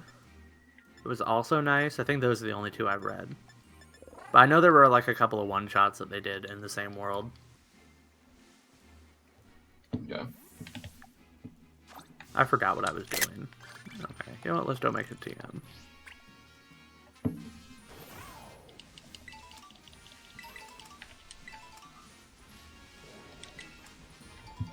Yeah, Demon Slayer is the anime is still really good. Is that all we're watching right now? Oh yeah, we're also watching Mid Hero Academia. Honestly, I'm gonna keep it real with you. It's less than mid right now. It is less than mid. Well, what is it at right now? So we just got to. The last episode we watched was the traitor reveal. Okay. And honestly, I didn't even like it. Really? Because I think part of it, the traitor reveal was probably one of the only things I liked about the latter half of My Hero. And here's the thing. I wanted to like it, but I think that the last two episodes were so bad. It's in the middle of a sea of fucking dog shit. So yeah, I understand. Like, oh man, like the arc before this, like the season before it, like My Villain. I wasn't incredibly into it, but I wasn't like you didn't like My Villain? Anti it. No, the season before this was the start of the Final War arc. Oh. Okay. Yeah, no, I loved My Villain. My Villain was great, yeah. Tournament Endeavor, too. And heck, even like the Hideout Raid arc, whatever it is they call it. Not Hideout Raid, but whatever it is they call it. That's like that fine, whole sequence of events, yeah, that was great. Like, the ending of that arc was like finally the moment where I'm like, okay, you know what? I've come back around. I think that this is actually really good. Yeah. No, the My Villain, like the end, and then after, with Dabby and Hawks, yeah, that was very well done. Or Twice and Hawks, sorry, not Dabby. I mean, Dabby was there. Dabby was there. He was there. He was existing. But like, yeah, man, no, I literally, I remember reading it and being like, this shit is dog shit. And I was talking with one of my friends who was reading it as well, week by week. And then the traitor plotline came up for like 2 chapters, and I was like, oh, it's such a fucking breath of fresh air. It's so good. And then right afterwards, it was just back to the dog shit. And I was like, no. Yeah, it was like, it's like up to the fight with Lady Nagant, and then which I did like. Like, it wasn't as good as what came before, but I did like. And then all the kids getting together to pull Deku back to the school. That was fine. I disagree, but that was so fucking garbage. Like, the thing I hated the most about that arc, I think, was Deku walking around. So Deku's walking. He's obviously at a low point as a character, and that's fine. You gotta have that. You gotta have that in like a third act sometimes to like make your character come around and like have their arc and that kind of thing. My issue with it is he was basically just like, oh, I'm the worst ever. I fucking suck. I blow. And then we'd cut to literally any side character in the whole series, and they'd be like, oh, Deku's the best of all time. We need to find Deku. He's the greatest. We need to find him. He's great. He's so fantastic. And then we cut back to Deku. He's like, I'm the worst. Everybody hates me. I can't do nothing right. It's like, I fucking wanted to shoot myself.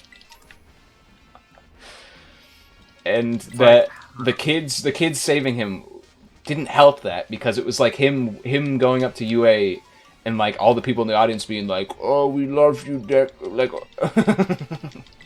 and the kids being like, everyone loves you, we all love you, we gotta come back to us. It just felt so fucking ham-fisted. It's ass. Liquid ass. I don't know. I mean, I did really like the moment where, because like, I like that we got to see him doing like both big and small like hero things while he was out. Yet again, while he was out by himself. like I said, him being depressed isn't the problem by itself. It's him being depressed, and then we cut to the secret meeting of the top heroes, and all the top heroes are sucking Deku off and going, "We need to find him." And I'm like, bro. Like, I get it, Endeavor has known him, so, like, Endeavor can be like, well, Deku's pretty strong, but also, like, come on. It just feels really, like, I really like... I do definitely think that overall, definitely not written well. I don't know, I did really like the moment where, like, he saves the one girl that looks like a dinosaur or whatever, and there's, like, that really cute scene of him, like, holding out the umbrella. Yeah, and then that comes back because, like, when all the when he comes back to the school and all the random people are like, "Yeah, you probably shouldn't be here. Like, this is really dangerous, and we're here to be safe." And then, one of the first people to come out of the crowd to actually thank you so much was, like, that one girl that he saved, and then Shota. Like, I did like that scene by itself, even if I thought Uraraka's whole megaphone speech was... Yeah, that was... you know how you were just talking a second ago about how you'd, like, pause shit if it's too fucking cringe comedy? That was me reading that chapter, was me just fucking cringing at that shit. I had to, like, walk away for a minute and just be like, I can't read this shit right now. Yeah.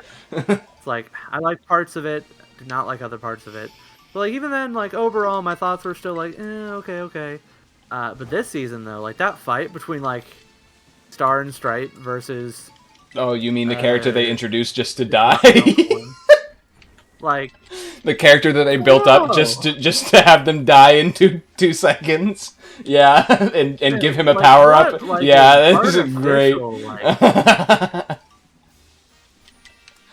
I couldn't believe it in reading. I was like, they built up this character, here she comes, she has this really fucking cool power, and then she just dies immediately and just gives him a power-up, and I'm like, excuse me? Yeah.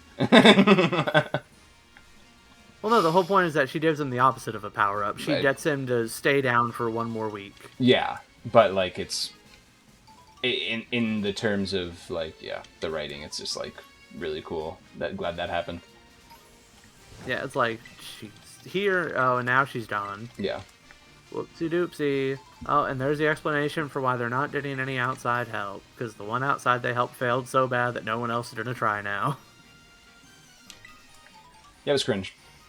Really bad writing. I don't like using the word cringe like that, but just like really awful writing. And I've stopped reading a while ago, but like I said, when I was reading, the traitor plotline came up again, and I was like, ooh, I'm glad to see this finished, and like I felt like it was done really well, and I was like, yeah, I'm glad. And then it went back to dog shit, and so I stopped reading. Yeah. I feel like, yeah, because like I want to like it more, especially because like who the traitor ended up being was, you know, obviously one of the best characters out of the school kids. Mm-hmm.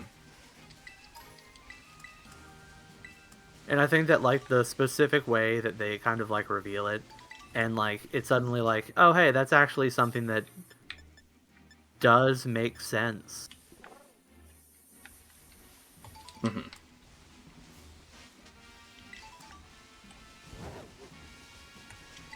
But also, like, I don't know, I think I'm also, like, so the Star and Stripe fight was so bad.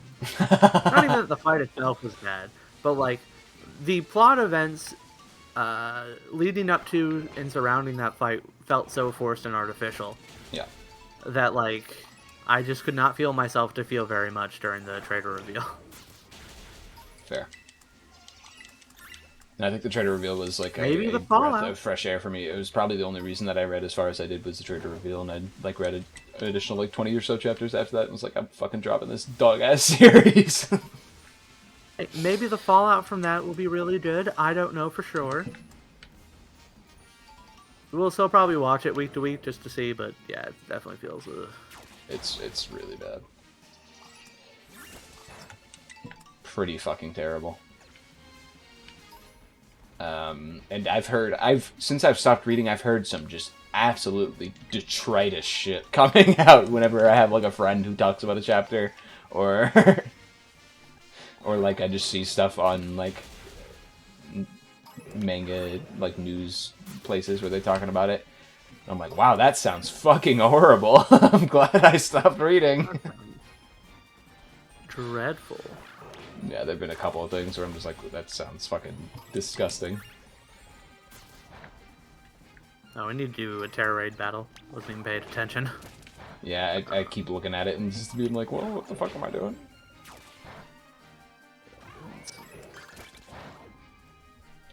Okay, this is one you'll be able to do.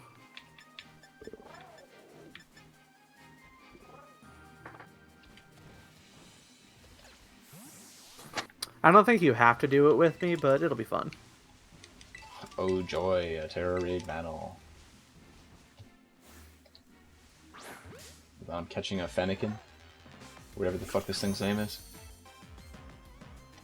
It is Fennekin, holy shit. I don't feel like waiting on that, I'll just do it. Fennekin. They deadass just named it like after the real fox species, huh? Yep. They just put like a couple of different letters in different places. They're like, yep, it's a Pokemon now. And remember when literally nobody liked Delphox? Well, people liked Delphox. They didn't like Delphox. No, even those people were like, yeah, I'm just going to stay with Rayson.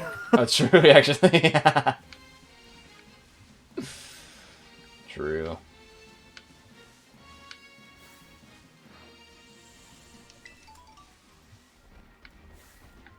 The Chestnut happened and they just like casually released one of like the most like casually good Pokemon designs ever. I do. I love Chestnut. Everyone fucking hates him. Oh, you want to hear something really funny about a recent event? So the Bologna, whatever, however it's pronounced. So a special event over in that country. Yeah, country of Bologna. Yeah. Do you want to hear how it ended? Like, the finals, Chiyu got a double heat wave miss. Bruh. And it cost him the game.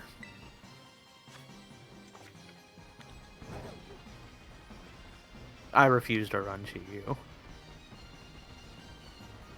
But my needs are valid.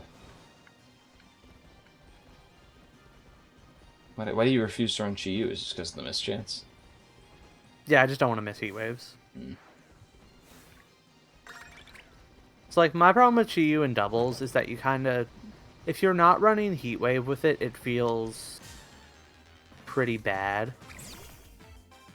Like, there's really no reason to not run heat wave if you're running Chiyu, because any other option you run is so much worse. But that, like, 5% mischance on either target is, like, it's the kind of thing that, like, whenever it happens, you will feel so stupid. Or so awful. And I just don't want to do that.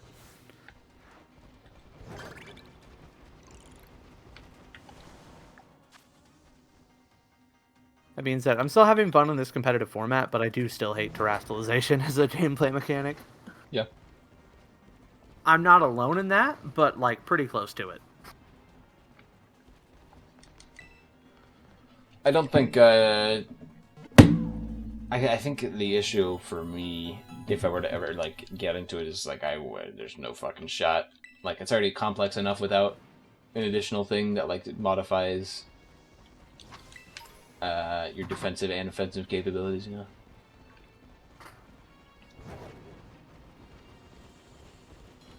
Are you talking about that extra layer in complexity in terms of building or actually playing?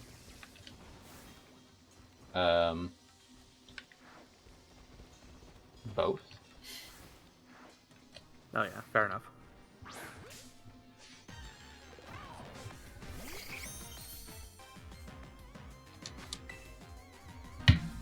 Yeah, it's definitely like...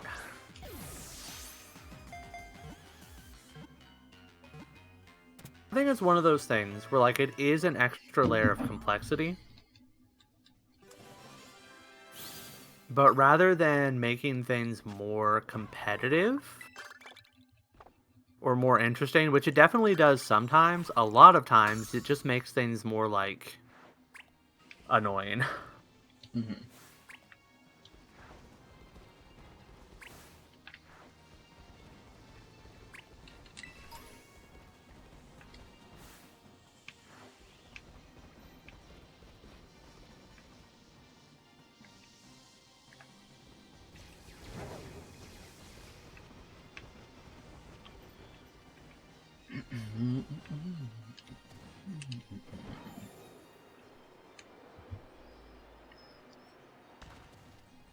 Oh yeah, but so loop back around to manga for a second. Yeah. I do heavily recommend you read through Moriarty the Patriot. Okay. I haven't been in like a Sherlock Holmes mood in like years. Basically, I haven't been in since I was really into the BBC show back in high school. Mm-hmm.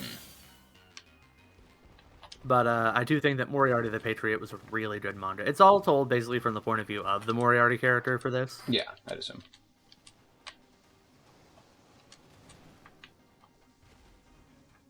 And it is really good. Really gay if you're into that, but it's also not like explicitly gay, so if you're not into that, you can just pretend they're not. I mean, they definitely are. Sherlock fans. And Sherlock and his mortal enemy being gay name a more iconic duo. Sherlock fans were like that even before BBC Sherlock. Yes. Yes, they were.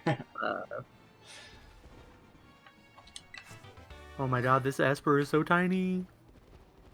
I hope it actually has the mark.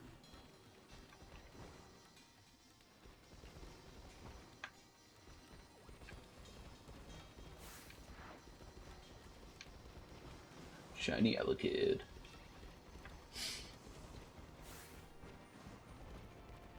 Let's see, I think I don't think there's much else I've been watching or playing here recently. I'm trying to think if there's anything else.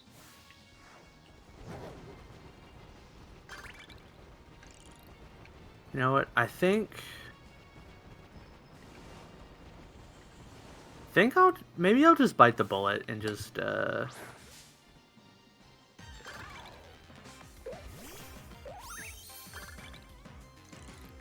So if I were to just like start one of the 8-bit Dragon Quest games, you might want to hold off because there are leaks about a remake of the first 3, like as a bundle, that is going to be announced soon. So you might want to hold off. Oh, like a remake?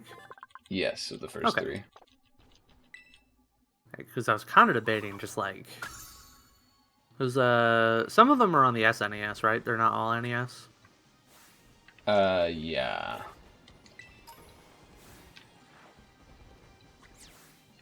Because I was thinking about just downloading the ROMs, just getting one of the NES versions super legally. My recommendation would be 5, probably.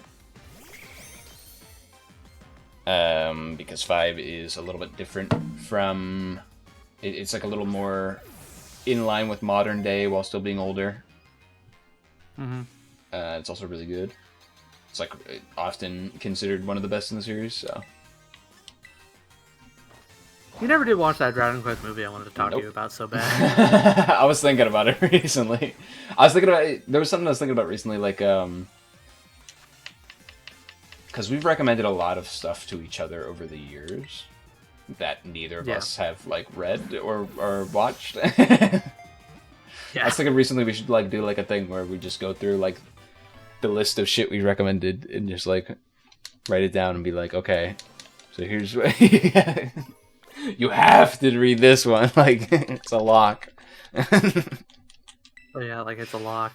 Like you have to. Yeah, that would be fun.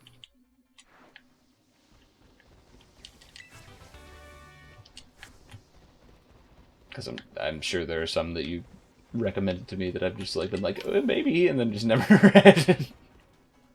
And the same to you. Oh yeah, that does sound really interesting. End of sentence. Yeah, pretty much.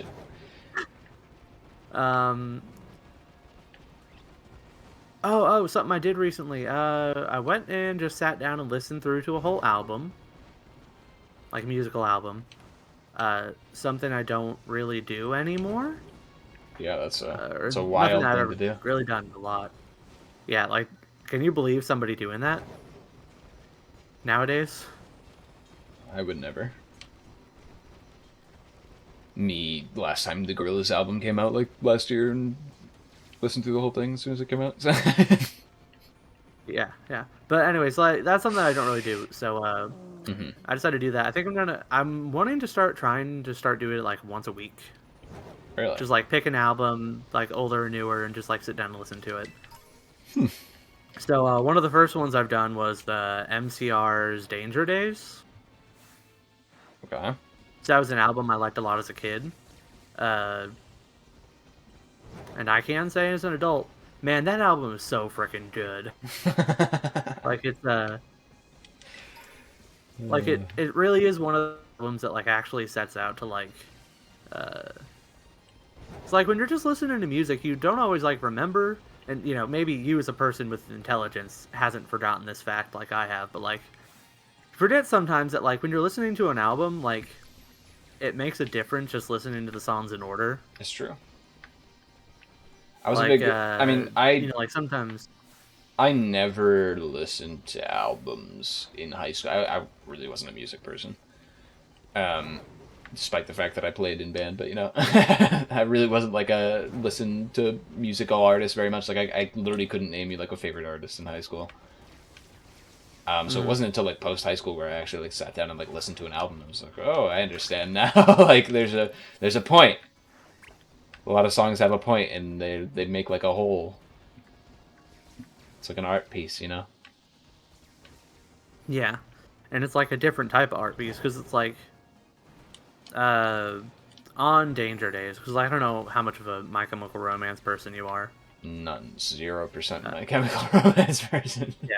So like as a album to listen to, like on like this experience on this like project of mine of going just listening to albums more often. I really didn't want to start with because it's one that like does like really play heavily into like it's a theme album type of thing. And so like you can kind of like tell like there are arcs going through like the album because it's like the first song on it brings up themes of, you know, like there's the premise where this is like a, you know, a post-apocalyptic like anti-authoritarian Fallout type of album. Like, that's kind of like the premise behind it. Yeah. And the way the different songs like kind of like play off of that, while also a lot of them being like just good songs. Like, really good experience to sit down and listen to that album. Mm-hmm. It made me smile, and I definitely need to listen to just actual albums more often. Sure. So don't know what one I'll do next. I think I'm gonna keep up with the theme of albums I listened to when I was younger for at least a little while yet, but I'm also looking to listen to like some more classic stuff too, and maybe modern stuff. Sure. Yeah. So it is kind of a weird thing for a person that likes music as much as I do that I just don't actually listen to music very often. Mm-hmm.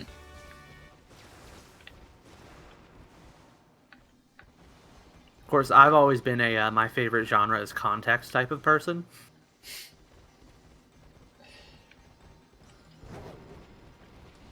This is how I've always felt, but that specific phrase I actually only realized or thought of recently. But my favorite genre is context, by which I mean music is like really freaking hard, man. Yeah. And so like just about anything that somebody like does release and put their heart into is going to be like passable on some level. And so like if it like passes like a certain bar of quality, at that point I'll be able to appreciate it to some extent. Mm-hmm.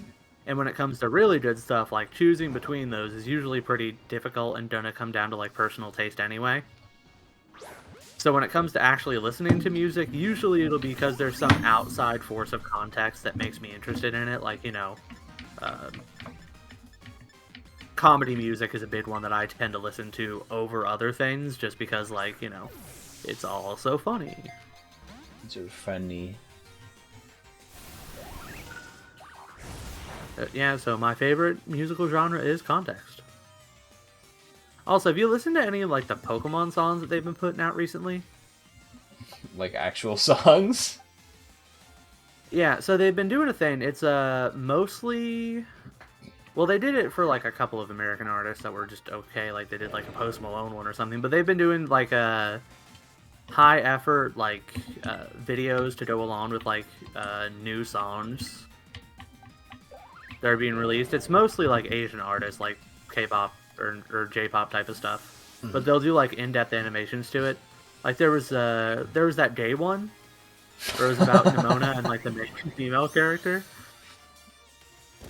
A lot of people were memeing on it because there's this one scene where like they're both sitting there, and then like the character's Gendar comes up and puts their hands together.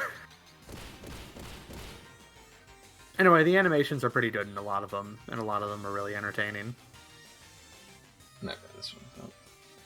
Yeah, no, sounds like something I would not be interested in. Let's see, canyon biome and the wild Pokemon in flight. Let's go. Well, hopefully I can catch a Scizor in flight.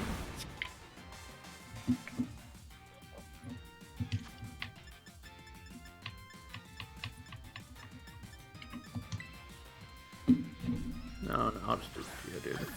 I love that Geodude counts as a Pokemon in flight. That's funny.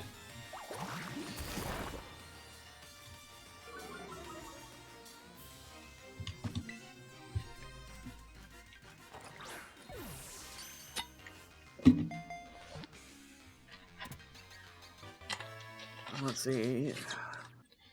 Honestly, I haven't been doing much competitive stuff either, because I haven't done any events, I haven't done any grassroots tours either, just because my schedule does not line up with doing any of them. Having to be in bed by like 6 or 7 every day kind of sucks.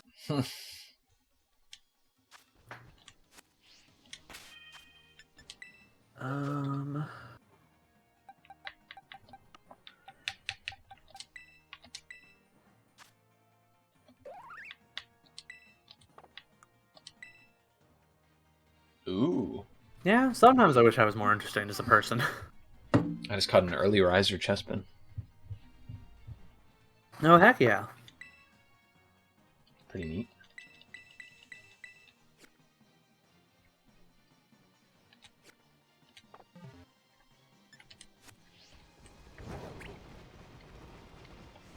Oh, bejoy, another Terra Raid. I'm in the middle of doing it now.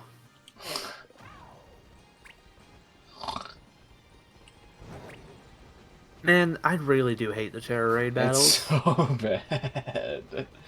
I'm still surprised they didn't do anything in the second DLC to like they did with whatchamacallit. Yeah, like a like some sort of rental system for them.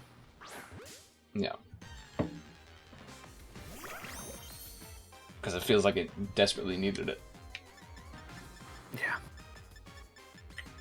I don't know. I also, like, man, I just hate them. Like, the amount of 7-star raids that they do for, like, the events is neat, I think. Mm-hmm. And it would be a lot more neat if playing the Terra raids didn't suck. Yep. Because it's like a time event, they'll do them in 2 raids. But at this point, you're not even getting new Pokemon for them that you couldn't get before.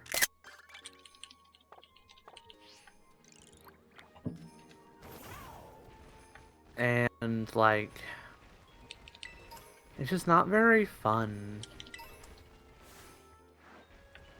Me talking about Scarlet Violet in any capacity? Yeah. Like, I will say, it is fun to, like, figure out, like, okay, what would it take for me to solo this with one Pokemon?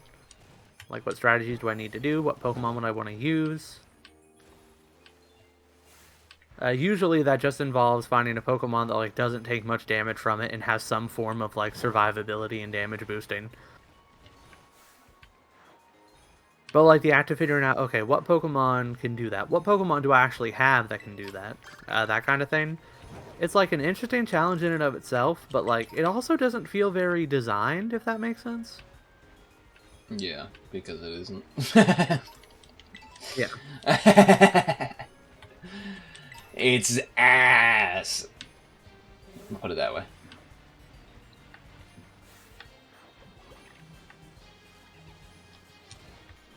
Can't even argue with you. Steel type Pokemon, make a TM. Catch Fairy type Pokemon. Gives this fairy right here. Let's see, so, were you in the mood to do some battles today? Sure. Did you want to, pull up a rental, or maybe, just do the draft later down on Showdown? I'm fine with either. I don't have a preference per se, but, well, I do have a preference. It would probably be Showdown, if I were to choose. Okay. But I can do either. I don't really mind doing, like, a rental team. Alright. Oh, I got a Milcery early riser as well.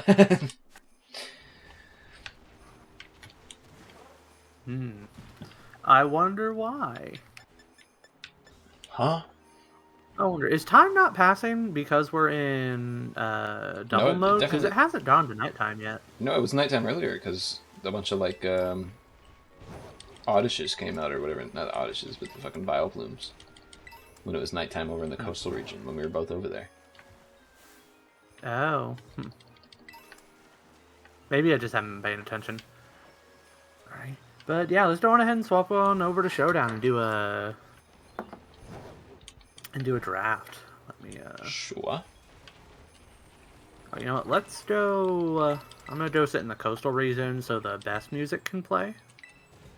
I like how, by the way, the Dex entry for Solosis says can survive anywhere because of its outward thing, and yet it's only in the ice biome. It's peculiar. It can survive anywhere, it doesn't mean it wants to. Quite strange. Man, I still absolutely love the aesthetics of the Chargestone Cave remake area. Also, what are the chances that you think they skip over the Gen 5 remakes because this is it? No, I mean they're not gonna reference Gen 5 like their characters and then just not do a Gen 5 remake. There was But what if that's what they did? I don't know if you've seen, like, if you've heard any things, but apparently there's another Arceus type game in development. Yeah, Legends Legends ZA, I think, something like that, or something. Yeah, Legends Z. Really excited for that because I love Legends Arceus. So, and people are suspecting that that's going to be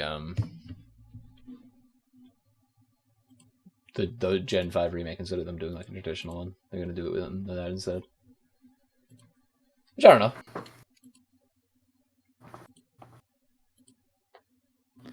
Yeah, which I personally would not mind.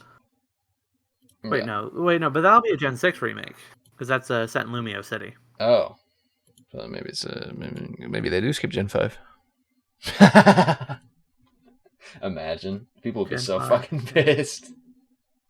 To be honest, these days I don't even want a remake. I just want them to put the older games in like an accessible way on their modern platform. Yes. And here's the big one. Make it so all events can also be accessed, and you can get Pokemon that previously have been unavailable to be gotten. Genesect! Yeah, you know what? Like, my dream would be... Hopefully they would do it, like, by generation. But even if they did it only, like, by, like... or my dream would be do it by system, but even if they did it by generation, just do, like... You know... A digital release even, but preferably physical, where it's like, okay, here's all the Gen 1 games. All in one package. Mm-hmm.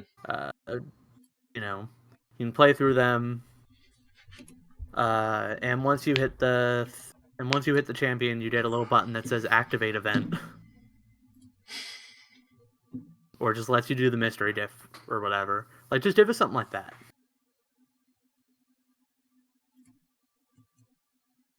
Alright. Let's see. How do I have to pull up Showdown on here? I think I have Showdown as just a window capture.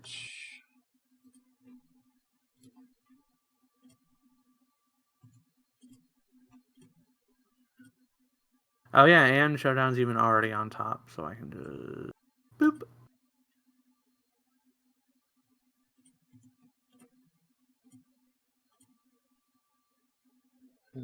Oh, it's because it's not actually. Okay, that's fine. I'm stupid.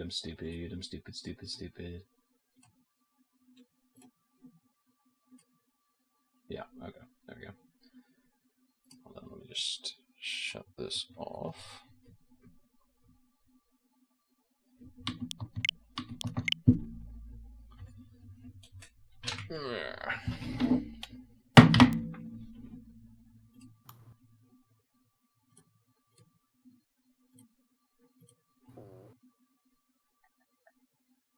Okay, so first decision to make. Are we going to do this in Regulation G or Regulation F? Basically, do we want to give each other a legendary or not?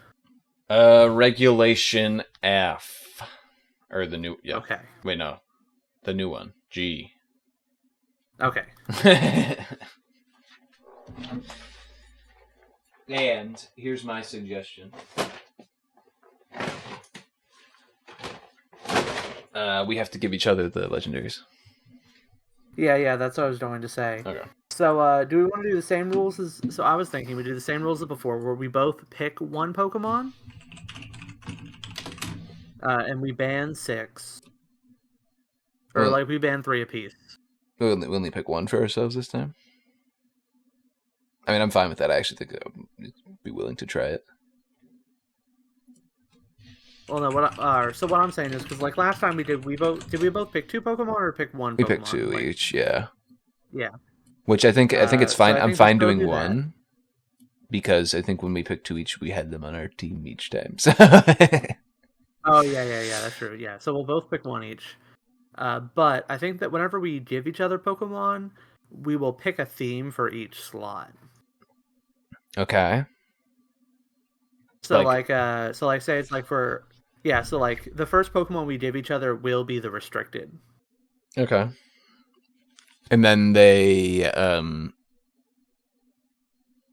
so we have to do like maybe typing or like a specific niche of a mon or something. First off, we'll both give like a restricted. Then it's like, okay, now we both won. Let's give each other an Intimidator. Okay. Now we'll give each other a not fully evolved Pokemon. Okay. Gotcha. It's like, okay, we have to pick one with a bad ability or something like that. There was another thing I was thinking of as well that not to try it now, but like just an idea to throw out there across the bow. And it's we roll random Pokemon, and then the other person has to choose from those random Pokemon, and the only hint we give them is like their typing or like what they're weak to or something. So we say like this Pokemon's like electric, and this Pokemon's like grass, dark, and like that kind of thing. And then like you choose from what the 3 Pokemon they told you, and then you choose which one, and then we build a team off of that. Oh, okay. I actually do like that. Not to do it now. Maybe we could try it after we do this.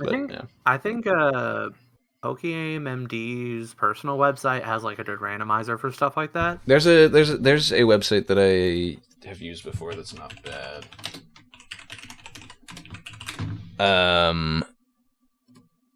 Yeah, I just found it in 2 seconds. It's called it's randompokemon.com, random Pokemon generator. Okay, cool. And you can just do like generate 3 Pokemon, from whatever regions, all types. I'm not sure if you can do specifically fully evolved. Oh yes, you can. So you can do fully evolved. So we can do get rid of fully evolved and that kind of thing. I think that'd be cool.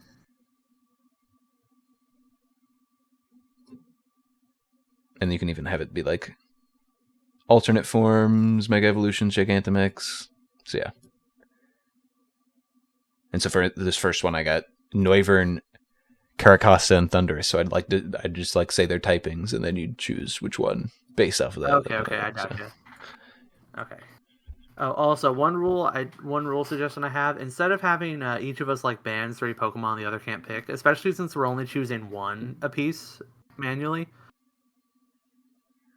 Instead, I would say, we each get 2 vetoes. So like if we like both pick one Pokemon, Okay. it's like, and you're like, okay, I'm gonna put Incineroar on here. I can just be like, no. Okay. Fair.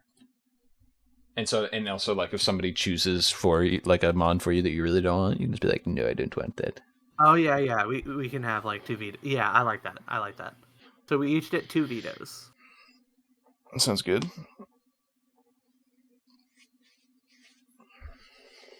You have a team selected for Regulation G. Team builder. New team.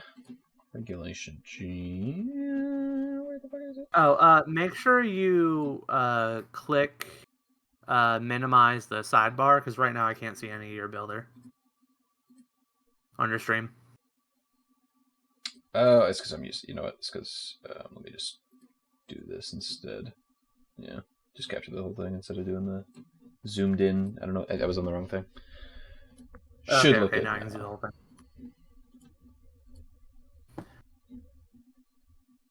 So, would you like to pick first? Like the mon that I get to pick for my team. Yeah. Okay, I pick Incineroar.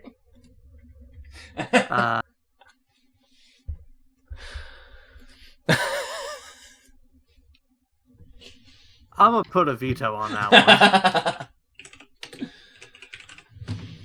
So do I just choose a different? Yeah. So now you just choose a different one. All right, I choose Landorus. Which one?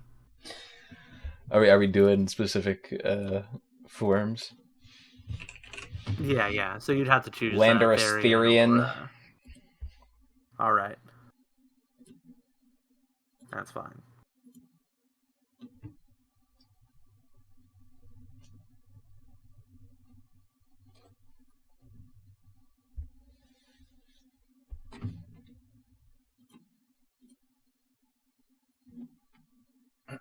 So what's your choice? A wise one?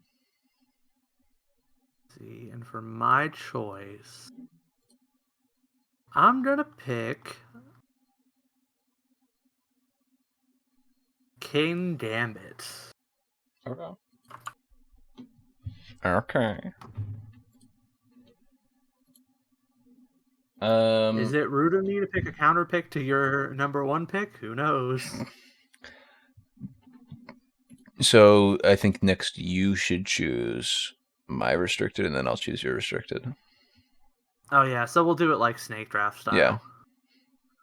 Alrighty. Also, I am just gonna go ahead and say no Cosmog, Cosmoem, or standard Calyrex. I was not thinking of them anyway.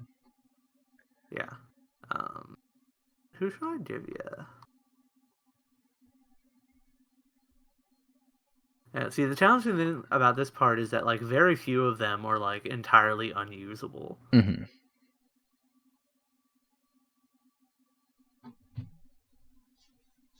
I'll give you Zekrom.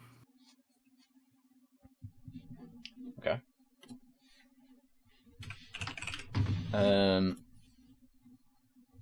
Enjoy Terapagos. No.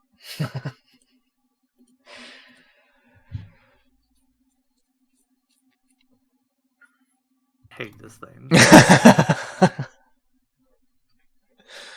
Like, it's really good, but I hate it. Alright. Yeah. Alright. So for the first theming, I would say,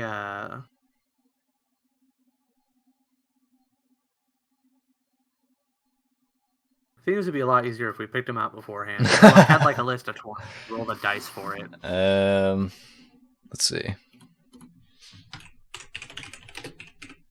The only one I can think of, like, I was just thinking random starter, but I don't know how well that would be.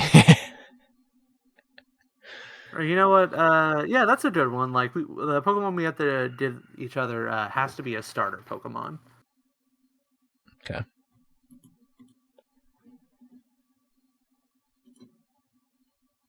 So I give you first, right? Yeah.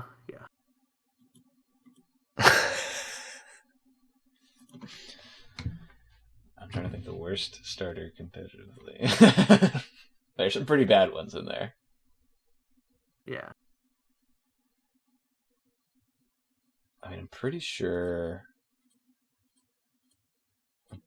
I already know which one I'm gonna give you. Or well, I have two picked out. Well, I know which one I don't want for myself, so I'm almost tempted to give it to you so I don't get it. No shame if you do that. Okay. Take Meganium. All right, I'm feeling that. Listen. We can cook here. We can cook. Alrighty, and I am going to give you Samurott. Okay. Regular. Gotcha. I'm gonna give you Totodile.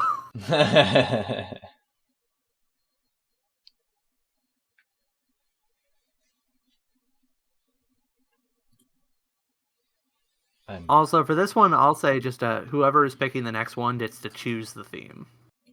Okay, well, it's your turn to pick, so you get to choose the theme. Yeah. All right. So I would say that our next theme is going to be a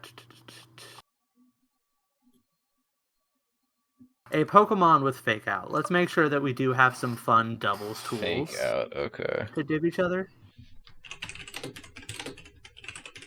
And remember the one unevolved mon per team rule. So that's all I'll say. Yeah.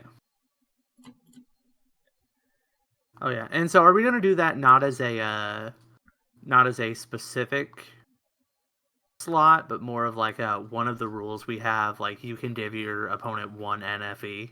Yeah, that not a specific slot, but at any point in time you can just do that. Okay, yeah. Okay.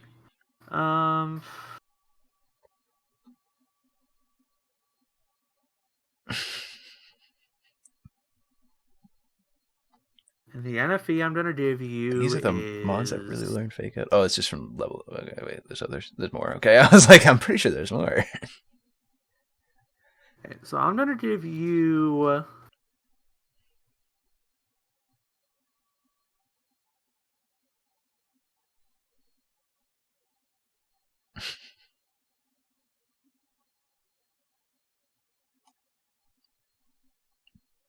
I'll give you Persian, regular Persian. Persian. All right. There are a couple of fun options I could do here. Oh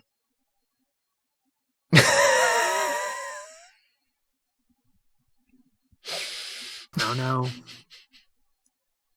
You've got some thoughts. There's a very tempting one here, but I think instead, what I am going to do is say enjoy Kecleon. Who? Kecleon. Kecleon is not in the game at the moment. Yeah, damn it. Okay. All right, then I'll go for my backup, who I'm pretty sure is in the game. Delibird. You know what? I am very fine with this. I honestly did not even realize he got Fake Out. I didn't either until I saw it on the page, and that's why I was laughing, because I was like, I'd just give you Delibird. I'm sad Kecleon isn't in the game, too.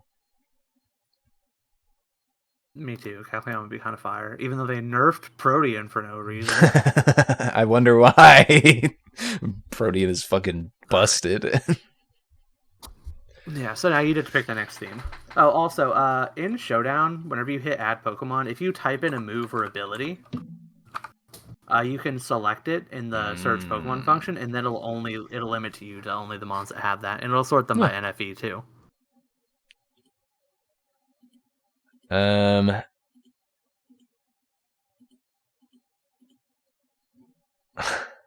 almost want to kind of do.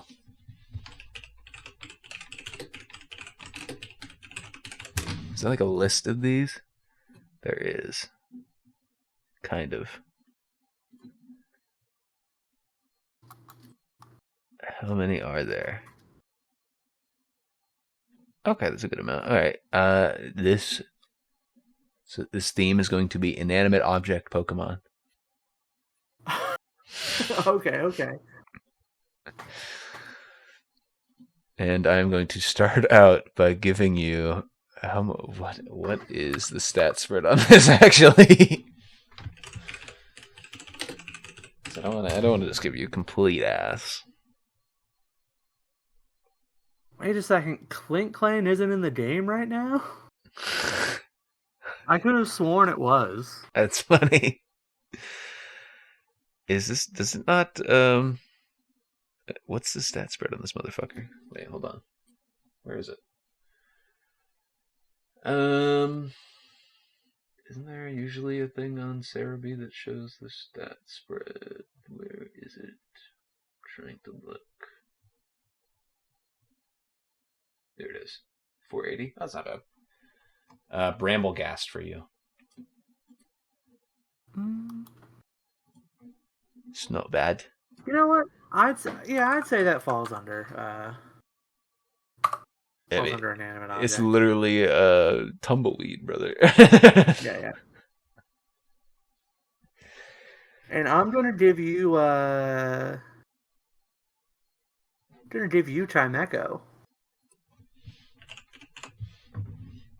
Okay.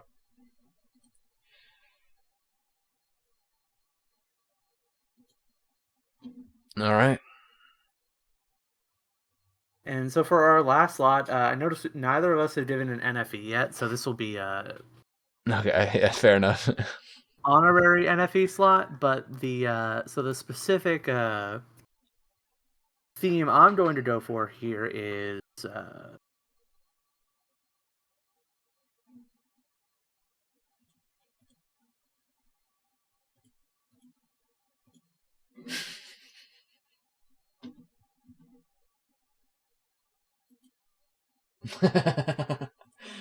This is thrilling. This will be funny.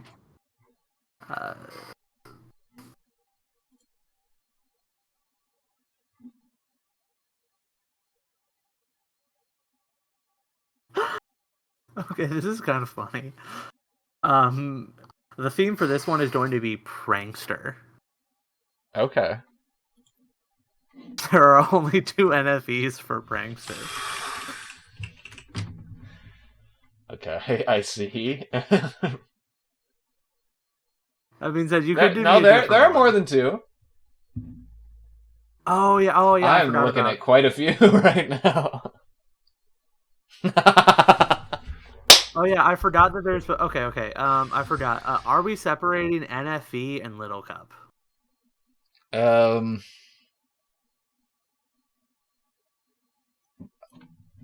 If so, like, are we going to say that? Fair. Like, you could give me Mordrim, but you couldn't give me Impidimp, for example. That's fair. Yeah, I feel like maybe we should do that because Little Cup, would just include Cottony, Riolu, and Impidimp, and Shroodle. Yeah, or maybe do it by vibes. Like, Shroodle and Impidimp are too far, but like Riolu and Cottony would be fine. I think NFE's fine. So you have to give me first. Okay. So I'm going to give you. Actually, I think about it, Cottony is actually pretty good. I don't want to give you Cottony.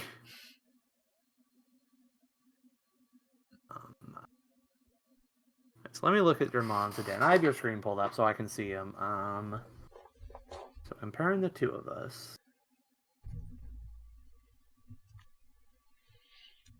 Oh no, Riolu would actually be really freaking good on your team.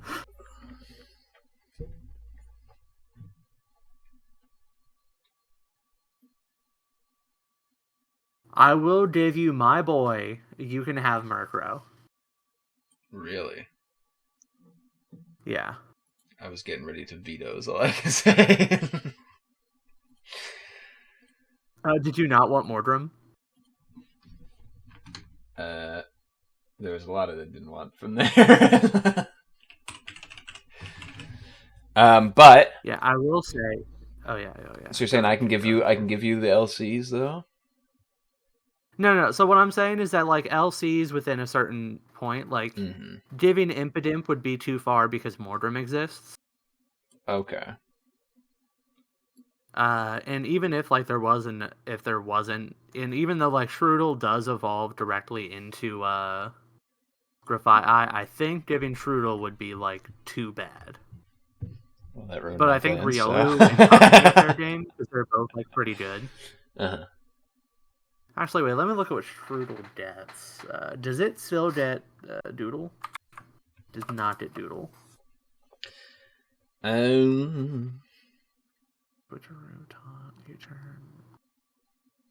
Yeah, I'm gonna say that Shroodle is too far. Damn. I'm gonna give you Riolu. Riolu, okay. I am so okay with this. Do you know why? Riolu is one of my favorite Pokemon to use in competitive doubles. Fair enough.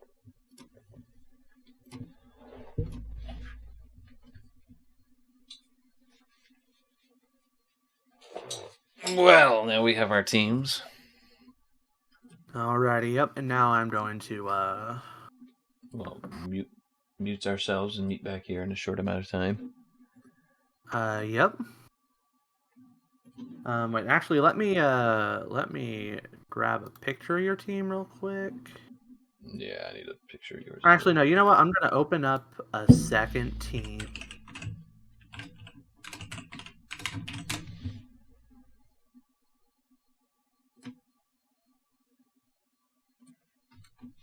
I do not want you in my chat, Mr. Bot. What did I tell you? Me as I join your chat? What? Huh? I need to take a picture of your team. But I can't see the whole thing. Oh, yeah, sorry, let me, Is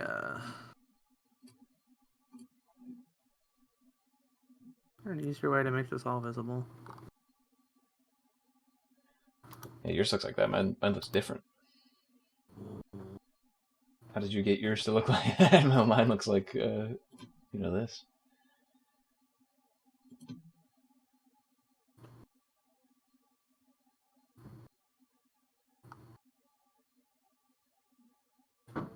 Oh yeah, this is probably the best way to. I was just gonna take a quick pic. Yeah. Should be good. Let me just maximize yours while I take a quick pic on my phone.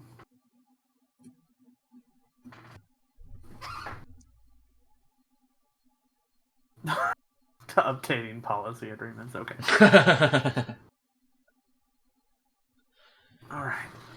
Alright, so now we will mute and come back in a minute. Also, to my stream, I'm going to go change over some laundry while I chew on this in my brain hole. Alright. See you Peace. Then. Okay. So... Kingambit, Terrapagos, Meganium, Delibird, Brambleghast, Riolu. So I gave him Terrapagos. The reason why I gave him Terrapagos is because Terrapagos, you know what people want to do with him. They want to Terra him, and they want to start using him in that way. So I know his team is going to be built around, like, making sure Terrapagos pops off. The issue is, he gave me Zekrom. I have no fucking idea what you do with Zekrom. So let me, since I'm going to be building a team around Zekrom, essentially. Let me just go.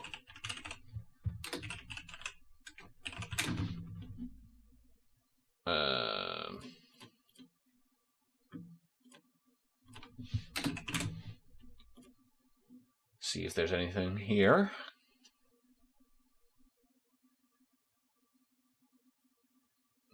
Of course, these aren't doubles, these are singles.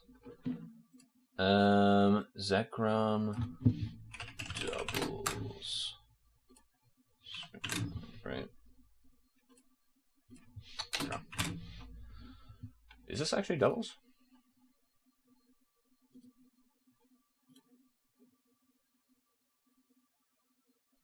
So Ice, Ground, Dragon, Fairy. That's not great.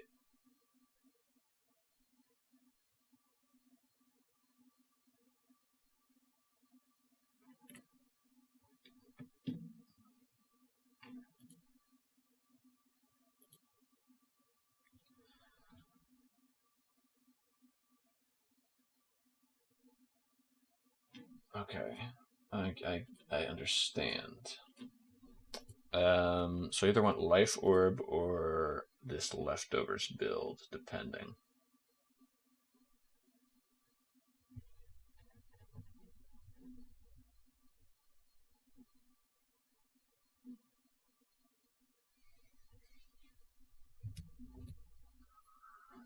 I'm gonna go Jolly.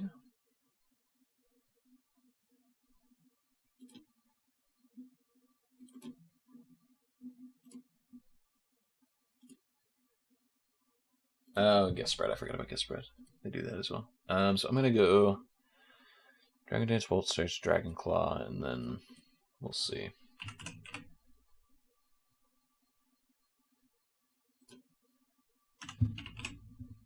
Boot Strike, Dragon Claw, and then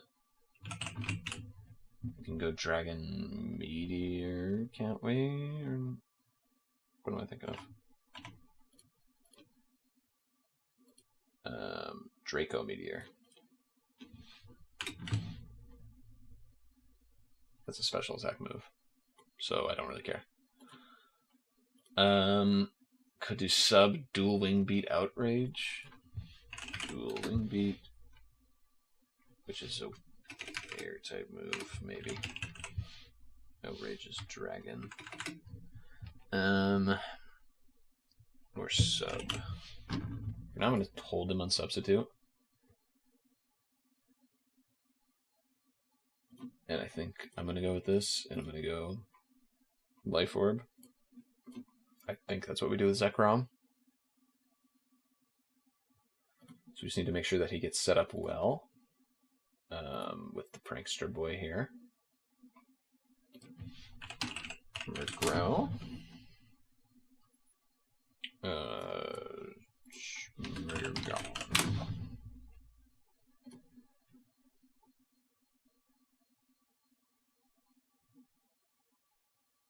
People are using him as a fucking sweeper?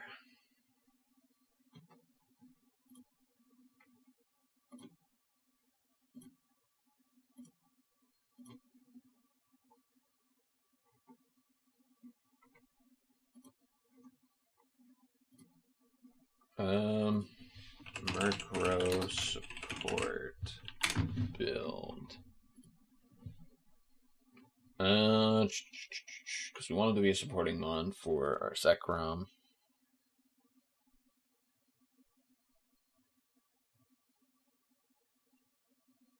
Foul Play, Tailwind, Haze, Taunt. Tailwind for sure. Taunt for sure. What does Haze do? Eliminates all stat changes? I don't know. I'm not sure about that. Foul Play.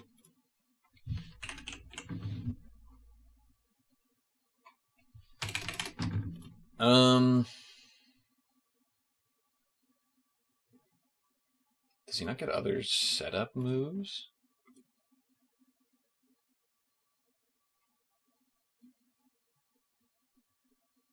Eliminates all stat changes, raise the special attack. All active Pokemon will faint in 3 turns.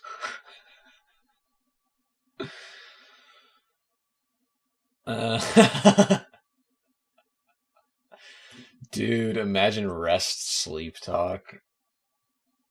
No, that would never work because I have Tailwind. That'd be fucking stupid.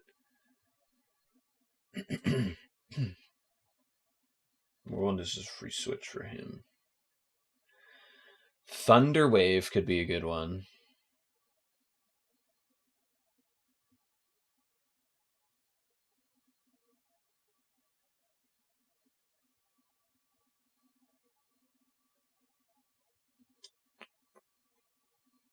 Mean Look could also be really good for forcing someone to stay in.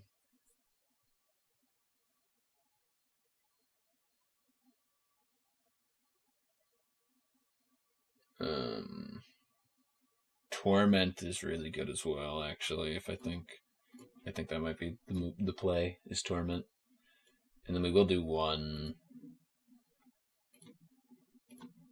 foul play. Especially defensive is that what we want. No, we want even defense. What does he have on his team? We probably want normally defensive then.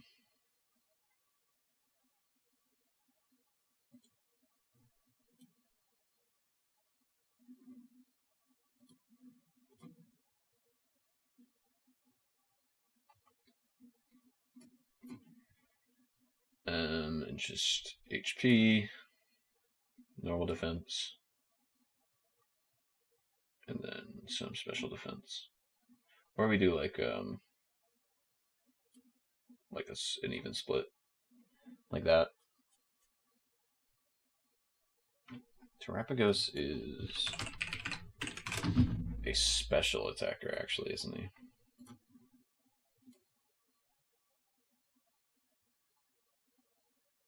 Yes. Okay, so yeah, we do an even split. That's fine. That's fine. Alright, Chim Chow. What the fuck do we do with this? Levitate's all it has. Persian has Limber, Technician, Unnerve might be good. Technician might also be good. Samurott, let's see, Torrent or Shell Armor.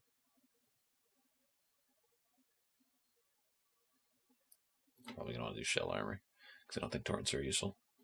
And Intimidate, we're obviously gonna go on Landorus. Landorus should be an easy one to do.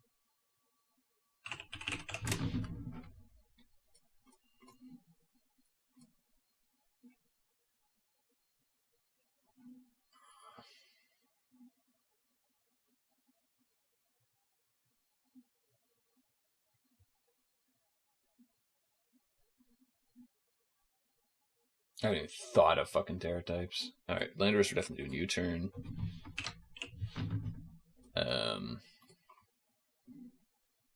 Taunt, maybe. Let's actually look at previous gens, what they did with him. He's gonna be my only ethics to knock off, actually, isn't he? It's illegal. Okay.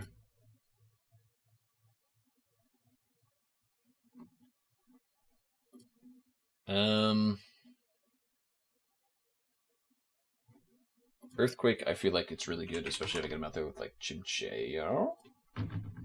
Chimchao?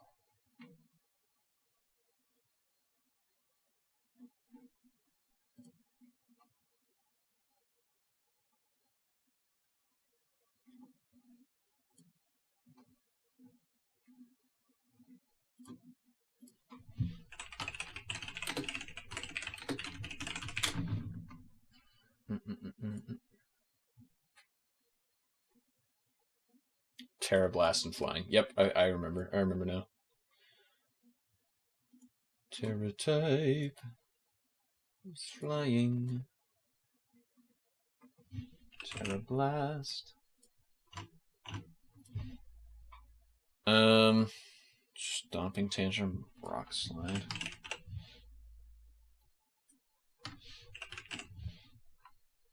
Okay, so that's the reason why they do Stomping Tantrum. I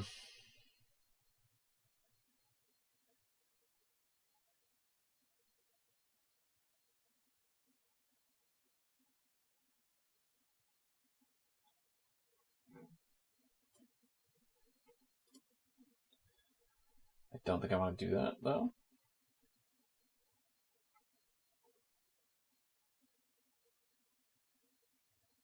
Rock Tomb.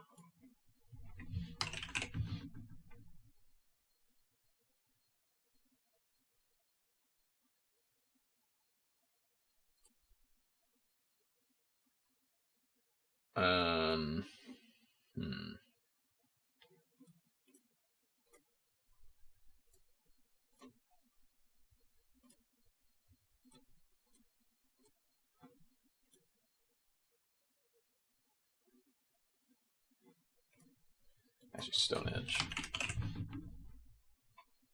Yeah, you get the Stone Edge there.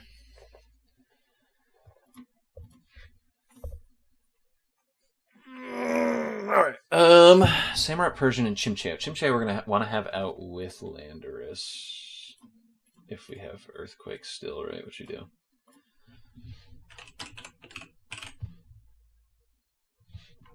Did I spell this wrong? Chimicho.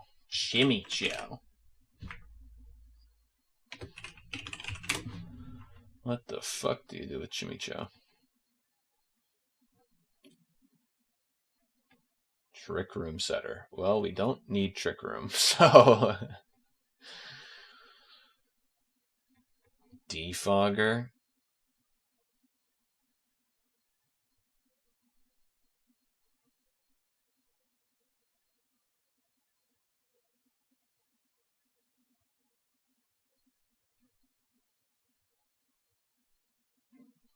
Leftovers and bold. I kind of like that. If we do leftovers, then we do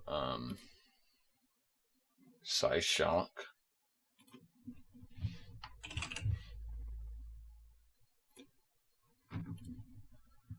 We do Toxic, maybe. We don't have any poison set up on anyone, right? So maybe Toxic. It's illegal. Okay, never mind.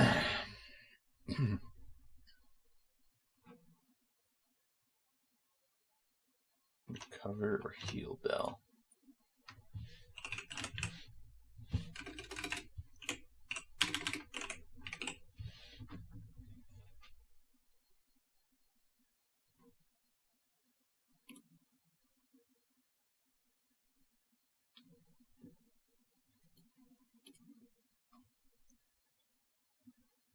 Try even using Chimcheo. One of many Pokemon on got the short end of the stick.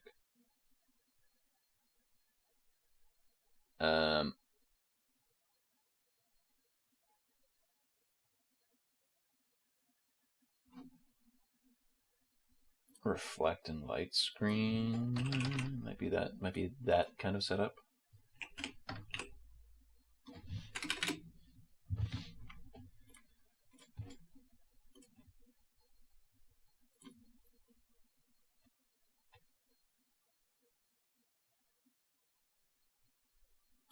Heal Bell.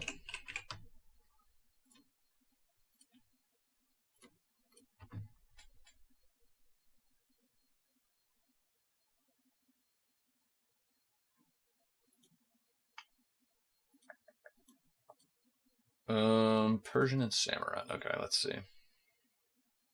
Yeah, Chimcheo seems kind of ass.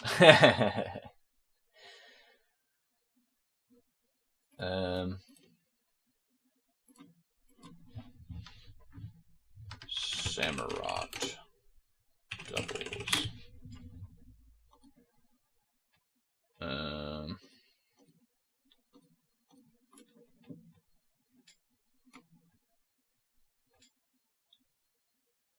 Shallow Armor with Life Orb. Terra type Fire. Still haven't thought of Terra types, but I think that's actually a fun idea.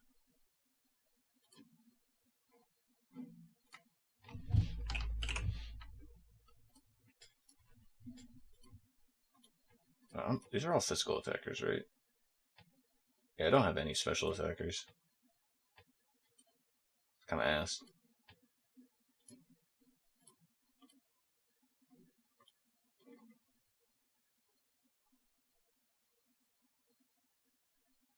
Actually, he's my special attacker. Samurott's my special attacker. So...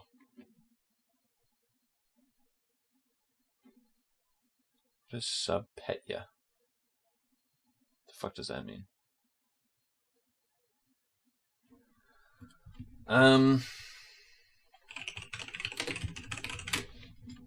Persian doubles.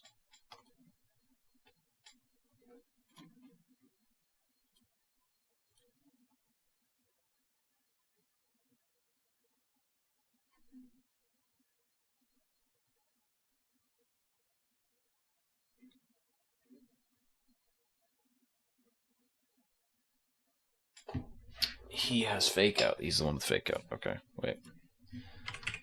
Fake out. His U-turn as well. Thank fucking God. Oh my God, imagine how fucking annoying Landorus and Persian will be together. Knock off. Do I also... I don't have knock off on anyone else, right? Yeah, okay, so knock off's fine. Double edge.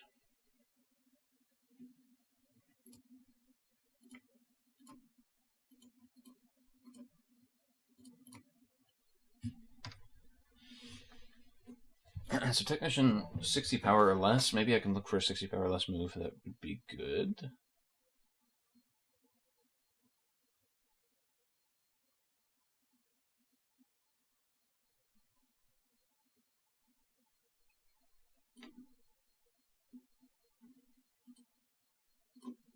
I mean, I already have fake out, which, like, it's great that that's getting that.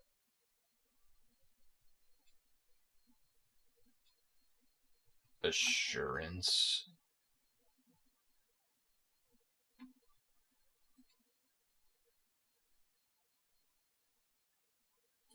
Covet. Dude, imagine doing Covet. That sounds so fucking stupid.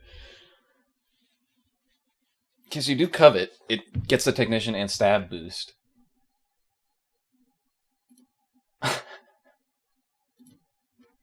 I feel like I have to try it, right? Like, and I don't, yeah, I feel like I have to try it.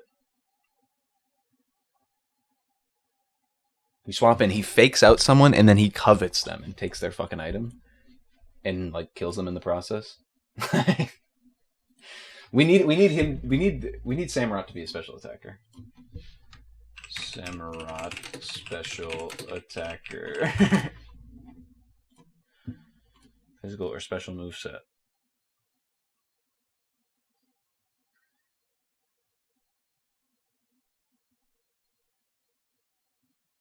Aquajet Waterfall?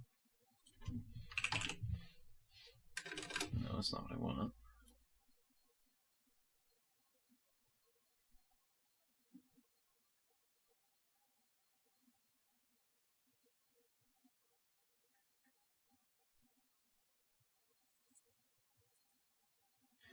Am I just going to run full physical attackers? Is that what I'm fucking doing here? Because we got physical attacker, and 2 supporting.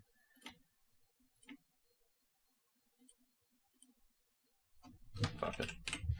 Fuck it.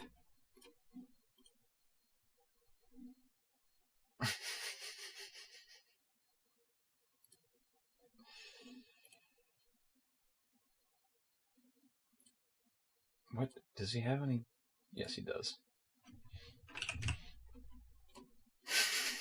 This is going to be so bad. This is going to be miserable. But Samurott is not making it to any of my team. After he says, bro is not showing up.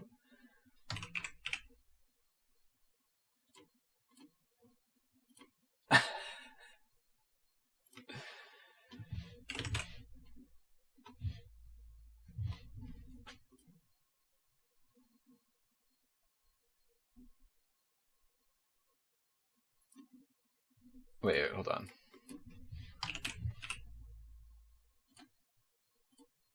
Okay, wait. Terrablast. Yeah, Terrablast is special. Okay, wait, actually.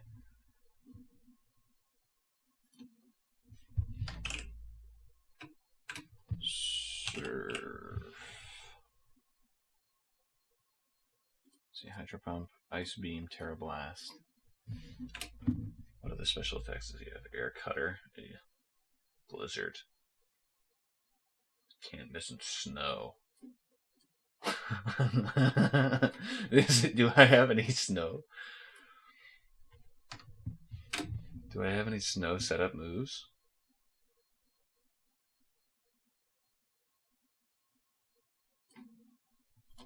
Snow Pokemon.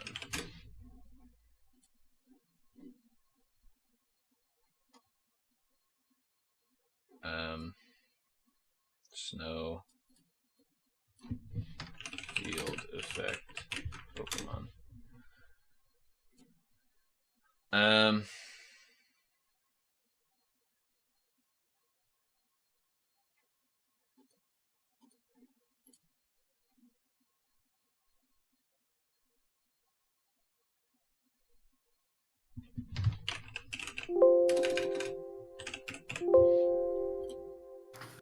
So I'm going to go ahead and undeafen now. I am just finishing up here. Okay, cool. Making my final I decisions. think I'm in a good spot now. I'm making my final decisions. Unfortunately, you didn't give me a mod that can set up snow, so very sad about that. Oh, that would have been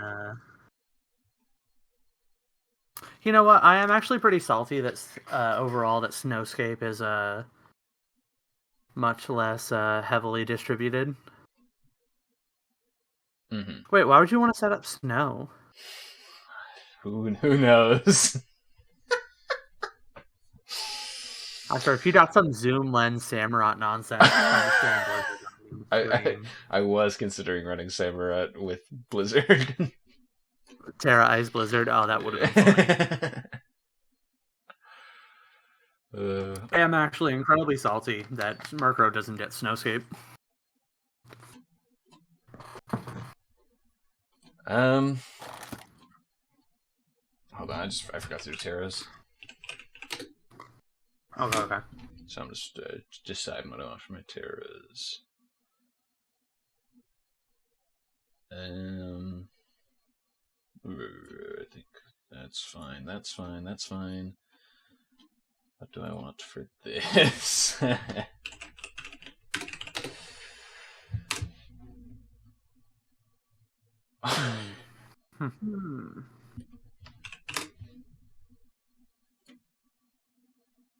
Make sure all your abilities are the right ones. Yeah, they are.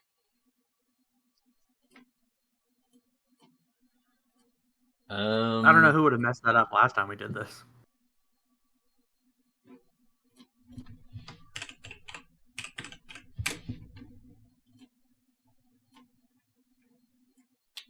What would I want for fucking this dickhead?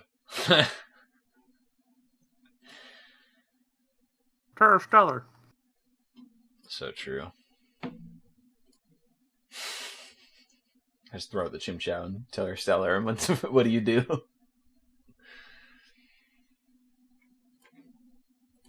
Die.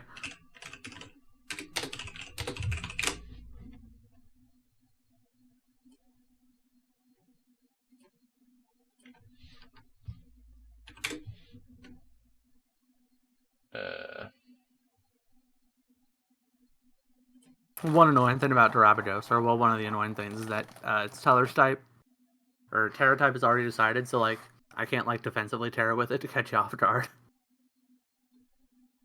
Mm-hmm.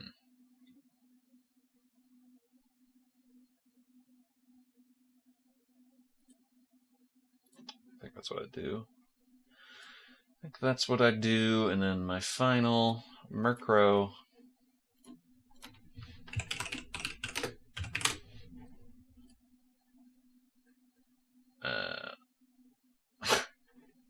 Doesn't even have a Terra type on the Smogon page. That's weird. Want me to just tell you the standard? For Murkrow? Yeah. Sure. Standard is usually Terra Dose, so that you can block Fake Out. Smart. I'll go with it. Alright, I'm good to go. Alright.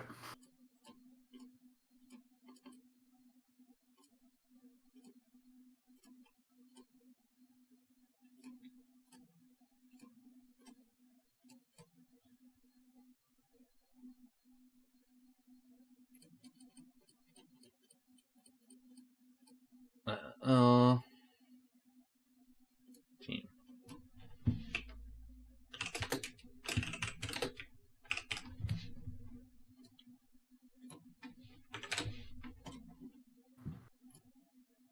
Yeah. As always, I gotta choose the shiny. You always have to have one shiny. Oh, yeah, definitely. Alright. I am Y-Rocco. do I find a user, right? Mm-hmm. Morocco. Open. Challenge. 2. Regulation G, best of 3.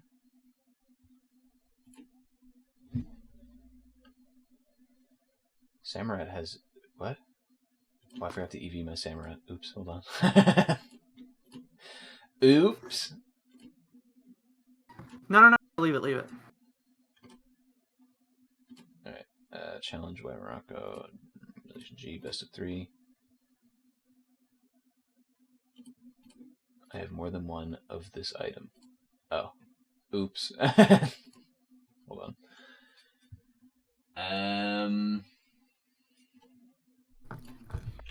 I also almost did that.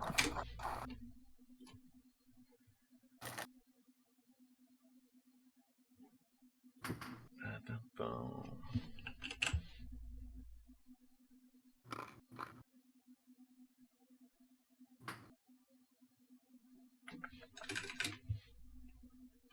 I don't want to take the... Wait, hold on.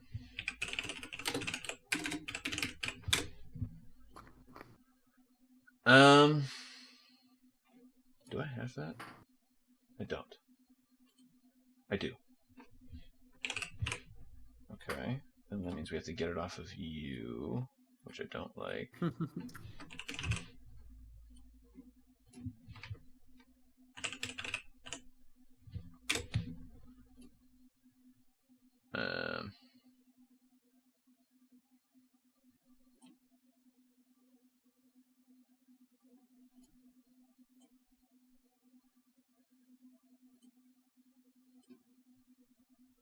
Actually, should we just...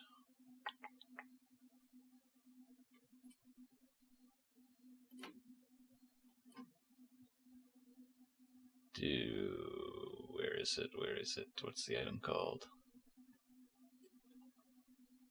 You asking what it does? No. Or can you tell me what it does? No.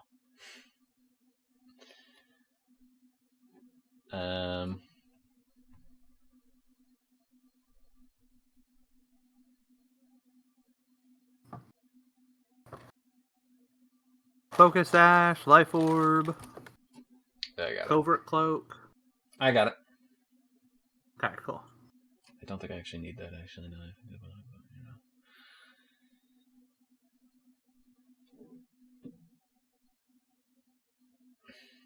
Oh yeah, also, are we doing open team sheets? Sure. Okay.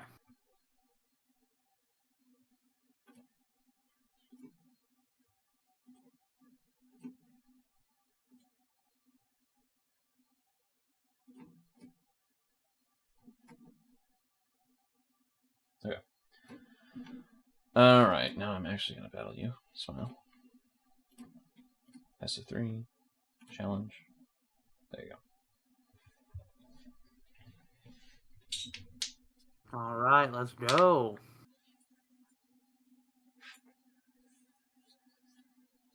What beautiful teams we Yeah, honestly,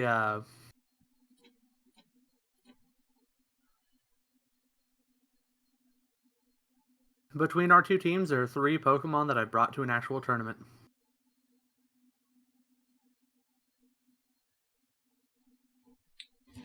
Kermurkra, Riolu, and Kingambit. Okay, basic bitch type of stuff. Ooh, okay. Really feel bad that I did not get an Intimidator now. Me looking through my whole team being like, what the fuck? I have all attackers? Also, you are so ballsy. Frickin' run Bolt Strike. There was a reason I wasn't sure if I wanted to do open team sheets, but... Yeah, you have Swift on Samurott? That's so funny.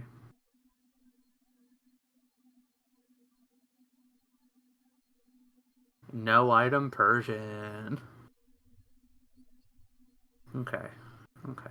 I like how you've protected 5 of your fucking mons.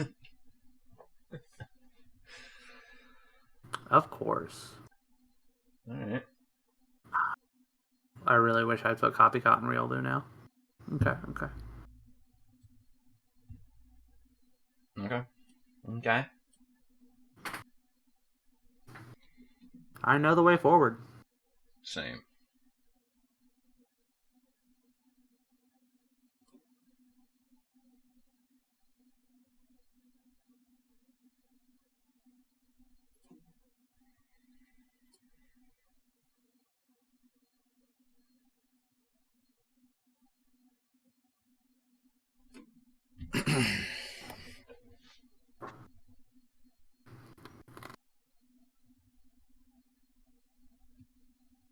I don't understand why it makes him evolve or whatever. I go through that whole process. Oh yeah, it's kind of silly. Like if you can't even use them anyway, like what the fuck? So what's the point?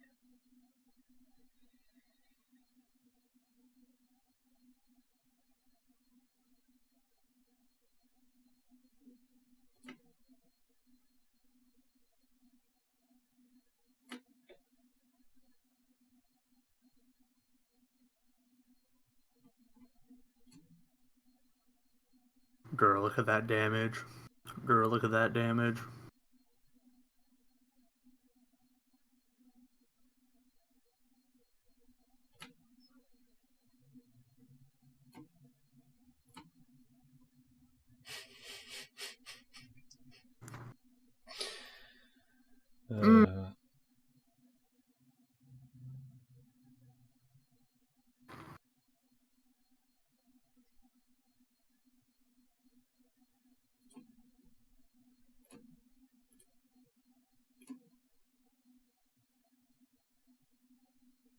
Fair.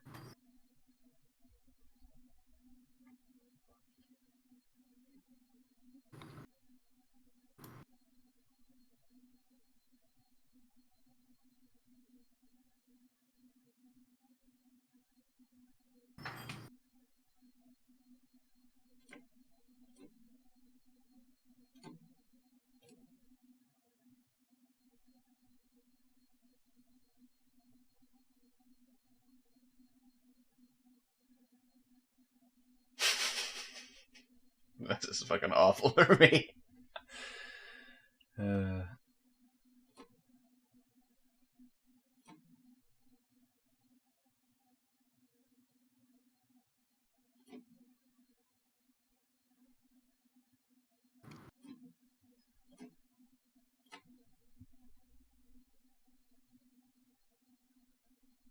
Oh, I forgot about that. Whoops.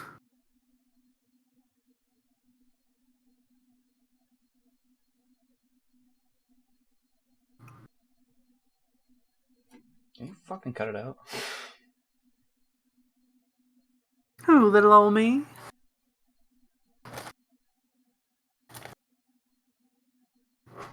I mean, I feel like I have to do this.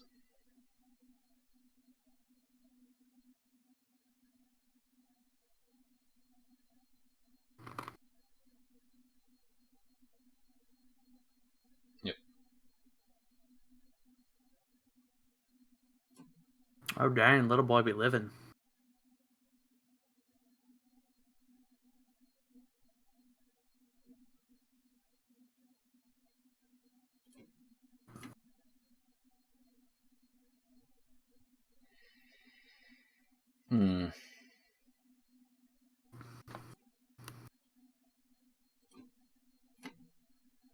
Well, you didn't even bring Zekrom. No, I didn't. No, the crit.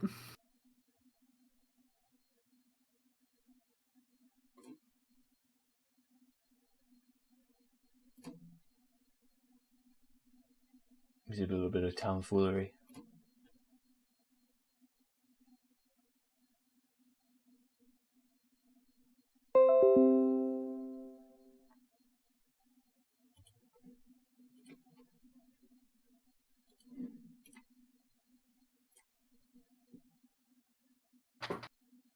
Ready, game 2. How will we adjust? I'm ready. Alright, so we made some mistakes there. Yeah.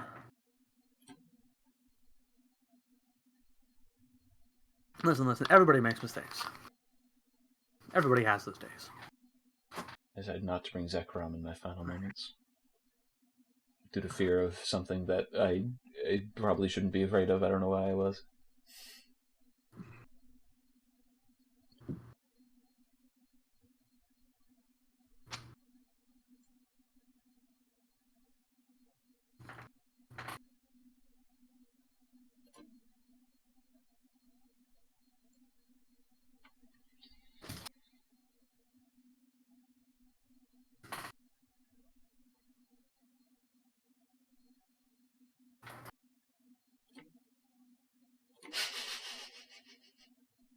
Oh, don't forget to accept open team sheets again so that you can see my stuff in the middle of the battle without having to click back to damn one.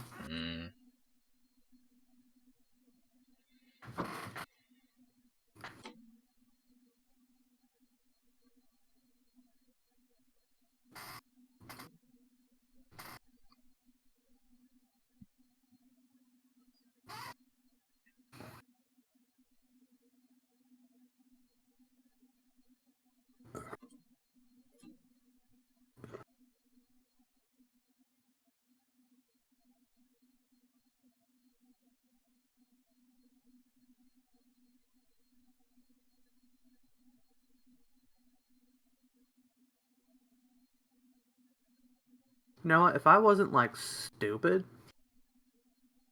I would have,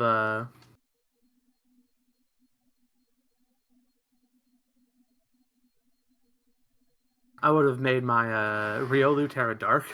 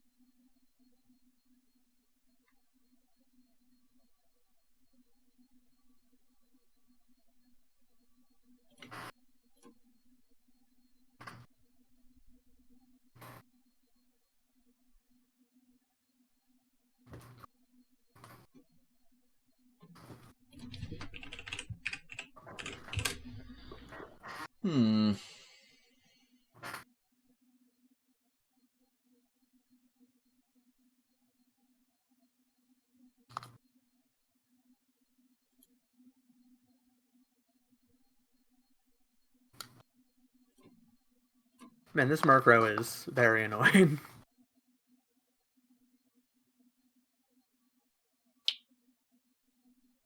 Dang, Zekrom ain't playing around with that damage. Yeah, I was about to say that was fucking dog ass, bro. Dog ass damage. Well, I fucking screwed myself again. Because I brought Samurott to the party.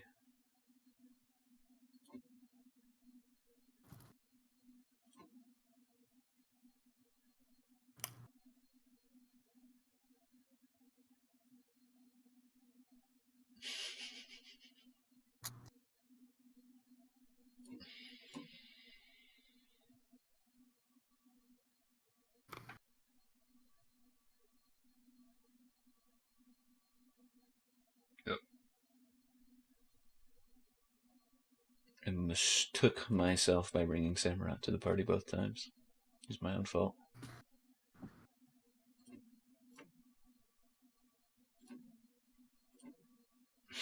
Yeah, a little bit.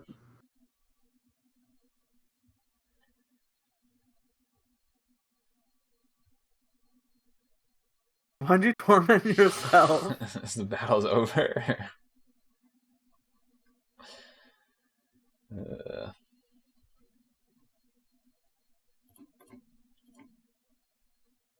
Fuck, can you not quit? Like, can you not surrender? Oh, type in the chat /forfeit. What? That's not even how you spell it.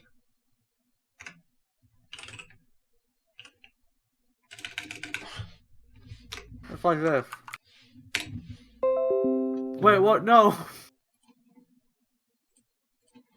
Wait for the right one. Okay, I don't know. Why don't they just have a button? I mean, you can't do it now. Whoops. All right, all right. Oh, haha, very funny. You tricked me. All right, let's not bring Samurai to the party this time. You tricked me by tricking me into clicking forfeit. Literally in team building, by the way, I said I'm never bringing Samurai into a battle, and I brought him into both my fucking battles. So I just put into perspective how fucking stupid I am.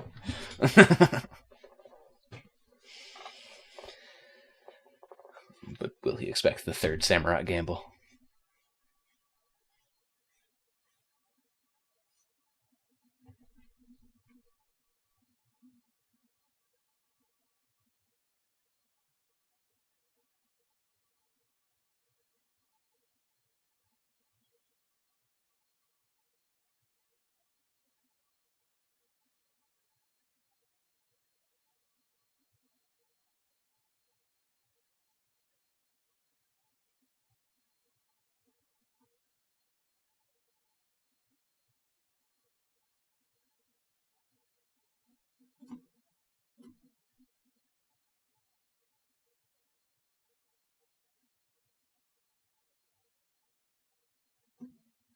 Trapagos isn't like he doesn't take any special effective damage, right?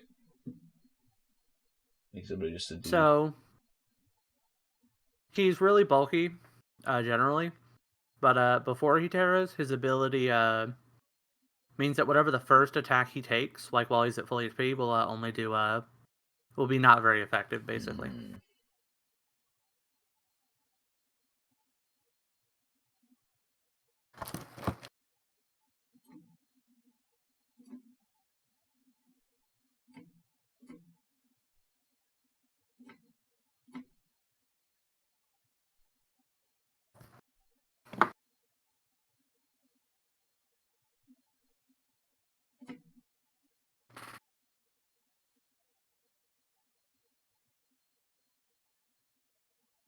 Is it whenever he's at full HP? Mm-hmm. I see. So since he's only at 98 right now, he won't take half damage.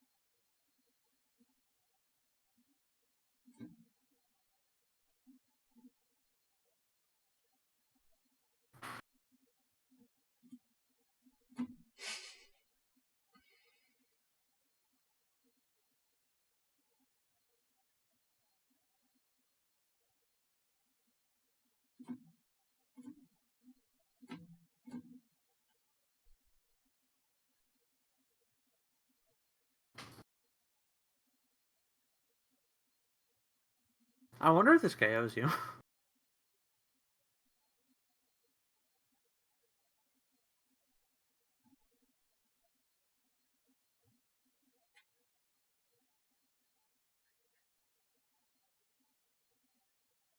I won't try. I won't find out.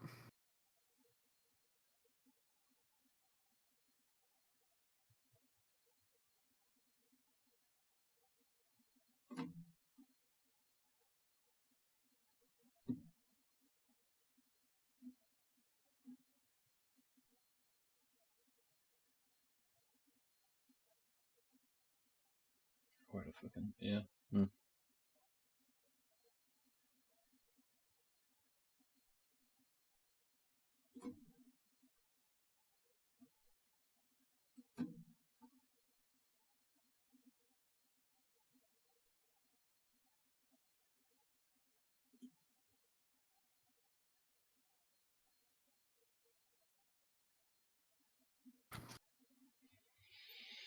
Hmm.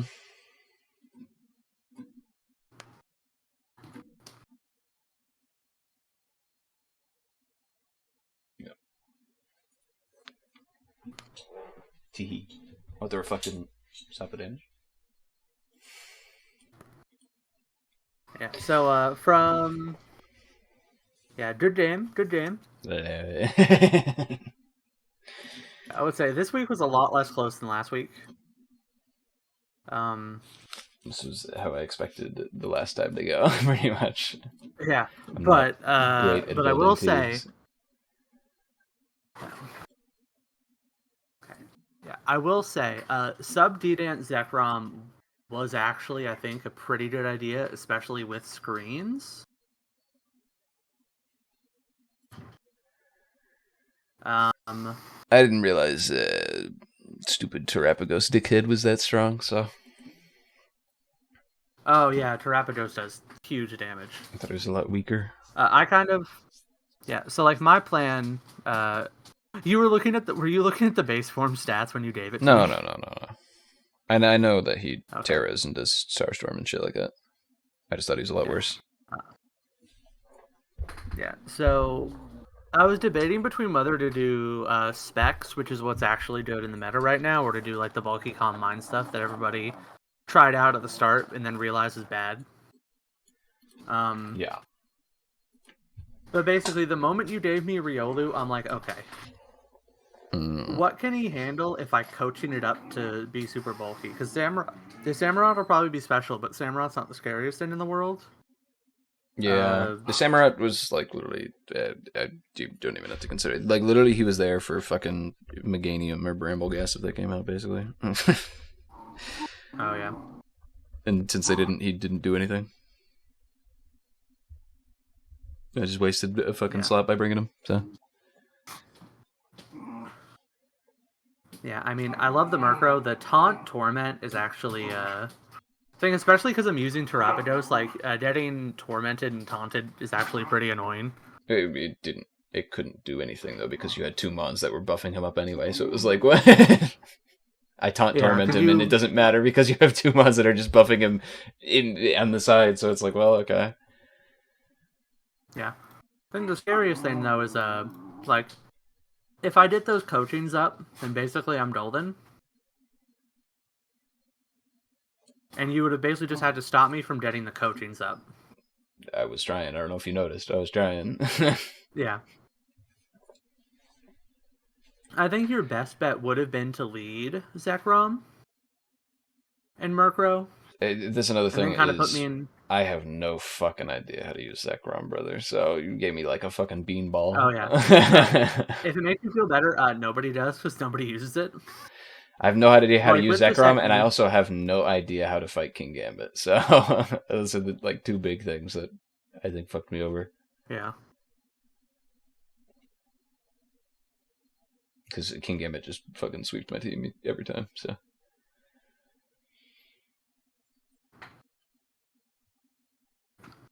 Yeah, definitely. Yeah, I think I definitely had the matchup advantage here.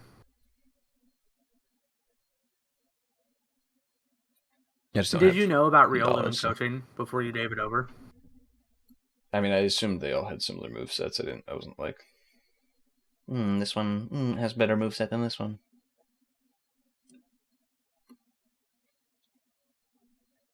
Here's your lesson for the little pranksters, is what I'm going to call them. For the pre-evolved prankster Pokemon, of which they're surprisingly good. So Mordrum would have just been a mini Grimmsnarl, like setting up screens, fake out, parting shot shenanigans. Mm-hmm. Murkrow has Taunt, Prankster Tailwind, but it also has Prankster Haze. I didn't. Which can get rid of all the Haze, but I didn't do Haze. Because I was like, what's the point of Haze when I can just, do Taunt Torment? Haha. Clueless. Does he know? Riolu is mostly about clicking coaching, although it does also have some cool stuff with like Feint and Quick Guard, but mostly it's just coaching to give a bulk up on your partner. Yeah, I honestly did not expect to bring Bramblegast, and I brought Delibird more than I thought I would. Literally, Samurott was supposed to be like a cover for Bramblegast, Meganium, and possibly Delibird.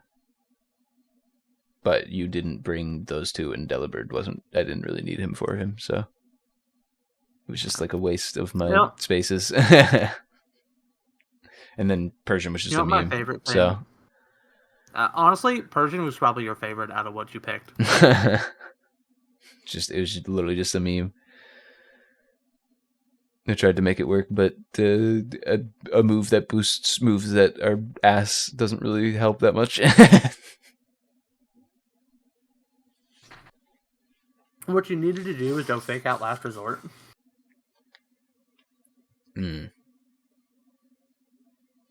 Or even, you could have done, since I didn't have an Intimidator, you could have done like a fake out. Let me pull up Persian real quick. I think, did they give it Tail Slap? If they didn't, I'm going to be upset. I might have already looked this up and made myself mad before. My ass was almost did Perish Song on Murkrow, so that's all I'll say. Fun fact: when I was trying to choose the last theme, I almost picked like Perish Sanmon.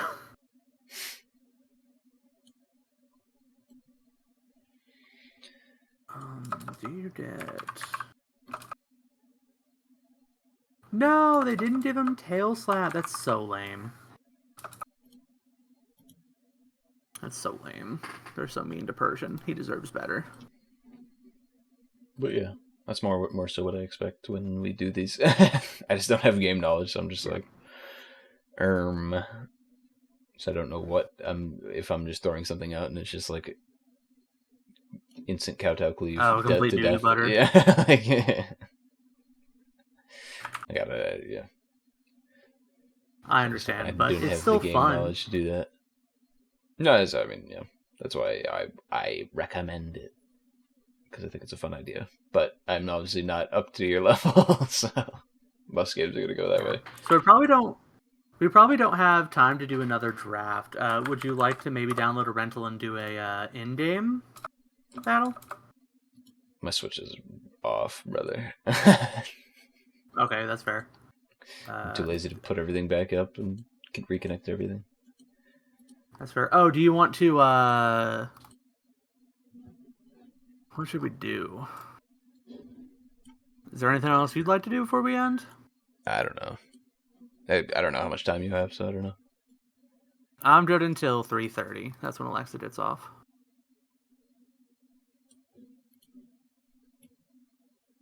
Yeah, I don't know if you want to do anything else or just call it. You should try something else if you want.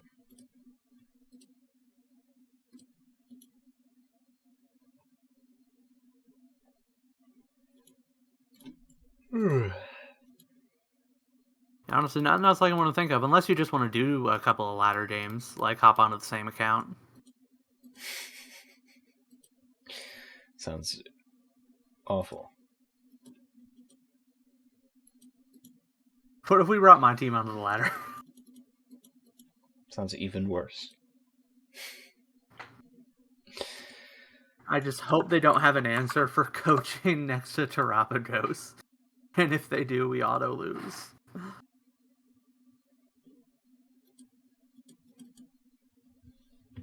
I'd assume most people would. Because it's not like I didn't have... The issue was just, I couldn't stop Terrapagos from buffing itself while also stopping the mon next to it from buffing it at the same time. Yeah, so you kind of have to, like, choose who to taunt. And if I get the protect turn right on who you taunt against... That's why I think the best play for you would have been to lead, like, Zekrom Murkrow. And then, like, get a sub up while I'm, like... Yeah, like, if I'm too passive, then you get a free sub or a Dragon Dance. And if, like, I get my turn wrong on, like, who I protect on, then, like, I'm in trouble. Fair. Also, one thing in doubles, this is the most common new player mistake, is do not neglect your protects.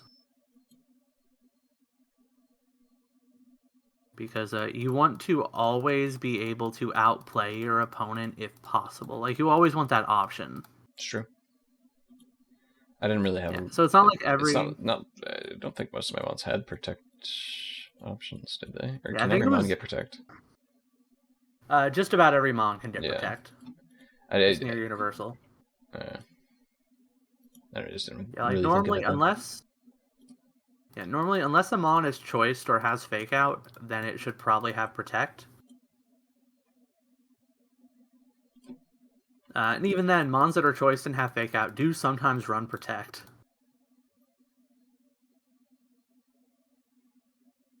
Sure. Yeah, there's actually a really funny thing going around for a while. Fluttermane was actually running protect on choice spec sets. Mostly just to, like, make the opponents worry about them clicking it. Mm-hmm. Oh, I remember that.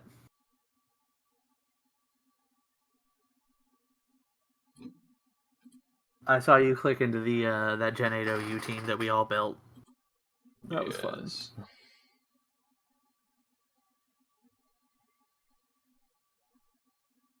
I would say we should do this for singles too, but I have not played, like, any singles this generation since, like, the very beginning. I mean, the thing with singles for me, in my mind, is like it's like a different beast, but also, like, a lot simpler. There's not as much to, like, keep track of on the field. Yeah. But I don't know if I'd want to become a singles person. So for reference for how much singles I played this gen, I have 5 teams built for singles total. One of which I never actually used because I built it early on, but then I didn't actually play any until until a week or two in, so the mon on it was already banned.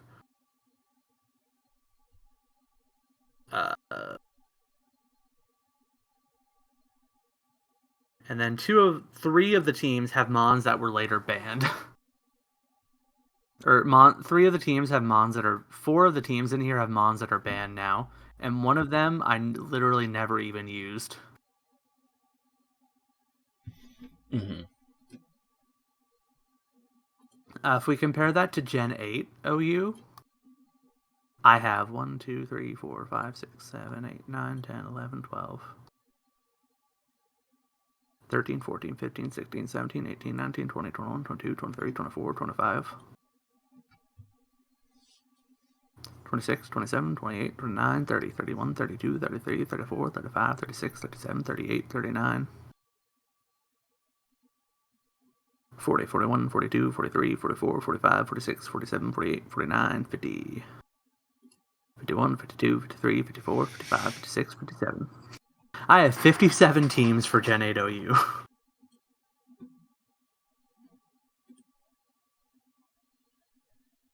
Like, just singles? Of course, I was also... Yeah, that's just for singles. I was also streaming a lot more back then. So, like, a lot of these teams were stuff I either built planning to stream with or built and then streamed with. I think some of these teams might still be pretty good. Also, Gen 9 isn't the most inspiring in many ways, so... Yeah. Thinking about building an OU team and then having to pick my Terra types and just going, ugh.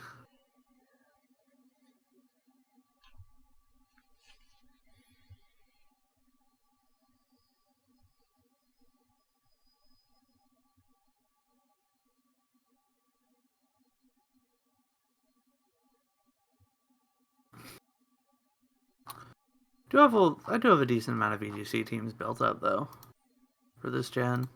Mm-hmm.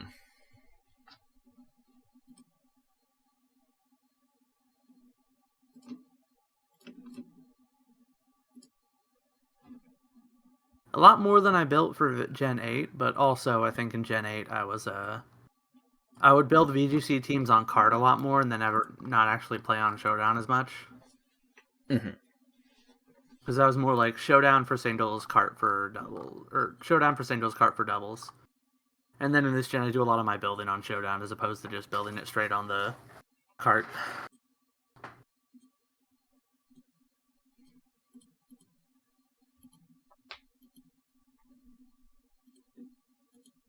But yeah, today was a lot of fun. Mm-hmm.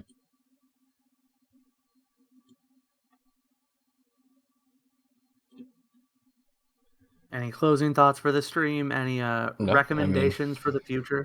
I'm glad we got to meet up. See if we can again soon. So I can complain more about One Piece. Yeah. Oh, shipping notification. Volume 2 should get here in a few days for Dungeon Meshi.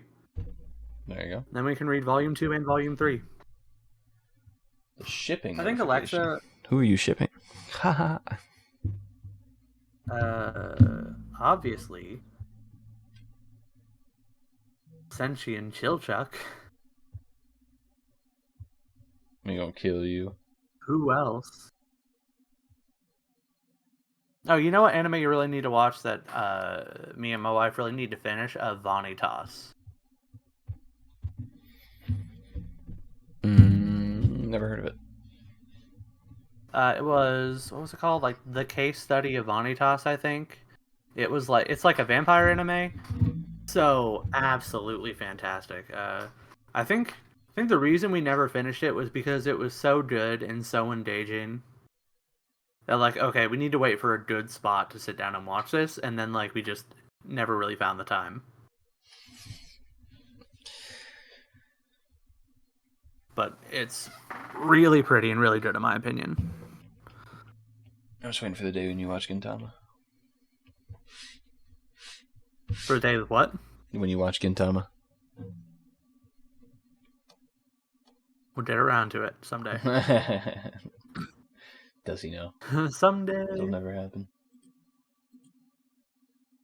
Don't say that. It might. Eventually. Like I said, we gotta do one stream where we just talk about previous recommendations we've given and be like, listen. Oh, yeah. we need to like make a Google Doc and make bets about it.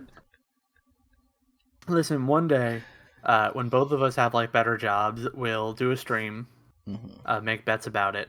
And then, like, we'll make one with, like, a time limit. It's like, okay, if you do not do this, you will be donating this much money to charity. That's a pretty good one. It's how you can gamble, but legally. Make gambling moral? I don't know if I'd call it gambling. But yeah, I get you. Oh, okay. Last bit for the stream. So I said a phrase to you via text to speech in the DMs before the stream started.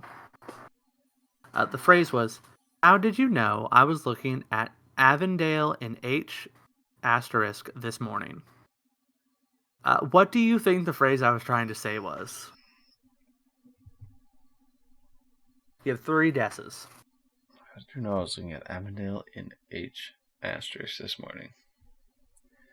So some backup for this is that Cory said, a man is only alive with cum in his hands, and then corrected it to his gun.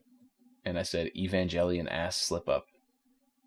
And then he responded with, how did you know I was looking at Avondale in H asterisk this morning? So, the response to Evangelion ass slip up. How did you know I was looking at Avondale in H asterisk this morning? So, because you've never watched or read Evangelion, have you? No, I have not. Okay. But do you know of the reference that I referenced to you? Or do you not?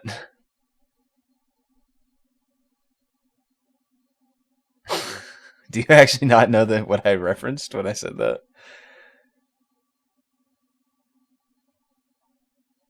All right, he's silent. He's not telling me. He's not telling me information. He's keeping. Discord cut out for a second. Okay. Do you know? Have your death. Do you know the reference that I was referencing when I referenced Evangelion? I think so. You think so? Yeah, like it's like a horrible meme. Like he does he comes to completion over someone's like unconscious body, right? Yes. Like that's what happens. Yes. Okay, yeah, I know the reference. And then he says, "I'm so fucked up." Me after I eat an entire batch of shredded cheese at 4 a.m.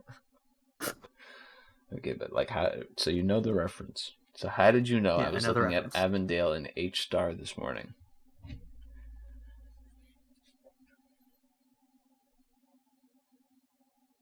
Avondale in H star.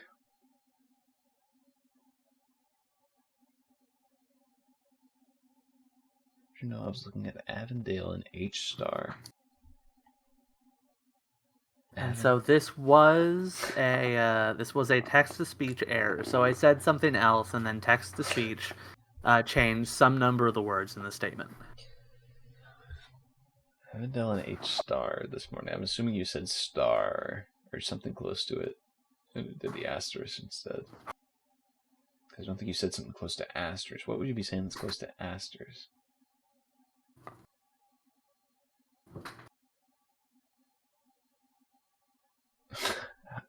How did you know? KP Senti in the chat. You can guess too if you want.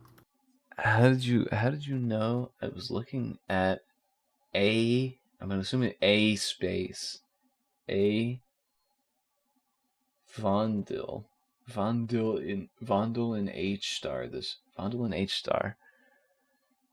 How did you know I was looking at a fondle? A fondling. Fondling. A fondling hater this morning? How did you know? All right, so that is your first guess, and that is not what I said. I'm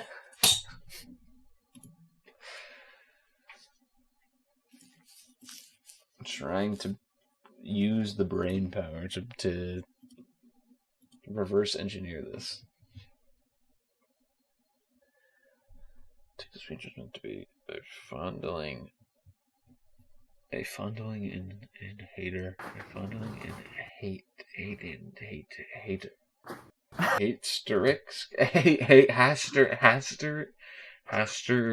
Haster is Haster this morning. A fondler Haster this morning. How do you know I fondled her this morning? Is that what you're saying I said? You're making me sound like a criminal. How would you know I was looking at a fondling Haster this morning? A fondling, a flowering Haster, a flowering hat this morning. Okay, so the original statement was, how did you know I was looking at Evangelion hentai this morning? Avondale Inn is what it changed Evangelion to. Avondale and for whatever reason, my phone's text-to-speech has now It's decided to censored. It's censor the word censored hentai. Okay, yeah, that makes sense. Which is so fun to me. I think that is iconic, and I'm really glad that it does that now.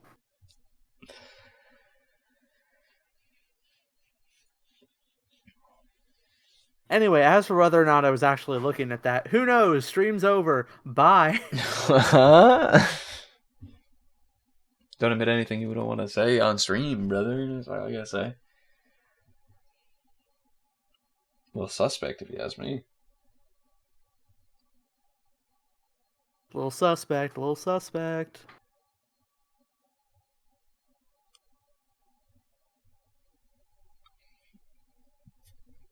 Well, anyway.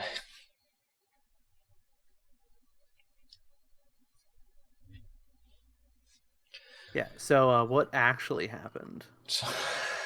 We don't want to know. Is so there's an artist that my wife follows on Instagram. Jesus Christ.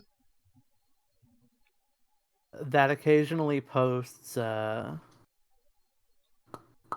so the phrase looking at Evangelion hentai was true, but I wasn't like partaking in Evangelion hentai. Yeah, so there's a writer that my artist that my wife follows on Instagram that posts some really good pictures of Freerin characters. Some of them wholesome. And so she had shown me one of the funnier ones this morning. And so as we were scrolling through their page, there was also Evangelion hentai on there. Now, whether or not you consider it hentai, since it was drawn by someone who does not live in Japan, that's a can of worms I am not willing to open up. Don't know if people take the hentai definition as strict as they take the anime definition, but there you go. What I'm saying is in Japan, they call all animated works anime because that's just the word for it. So, you know. Yeah. So in Japan, they'd call it hentai, is what I'm saying. Anyway, it's a good thing that the stream's over. Yeah. Shame my stream's still going. What? Thank you for coming by, everyone. I appreciate it. The views, the chats. Why did I come back You're joking, to this? right? Me when I come in my hand. This is a bit. Thanks everyone for watching. See you later. See you next stream. This is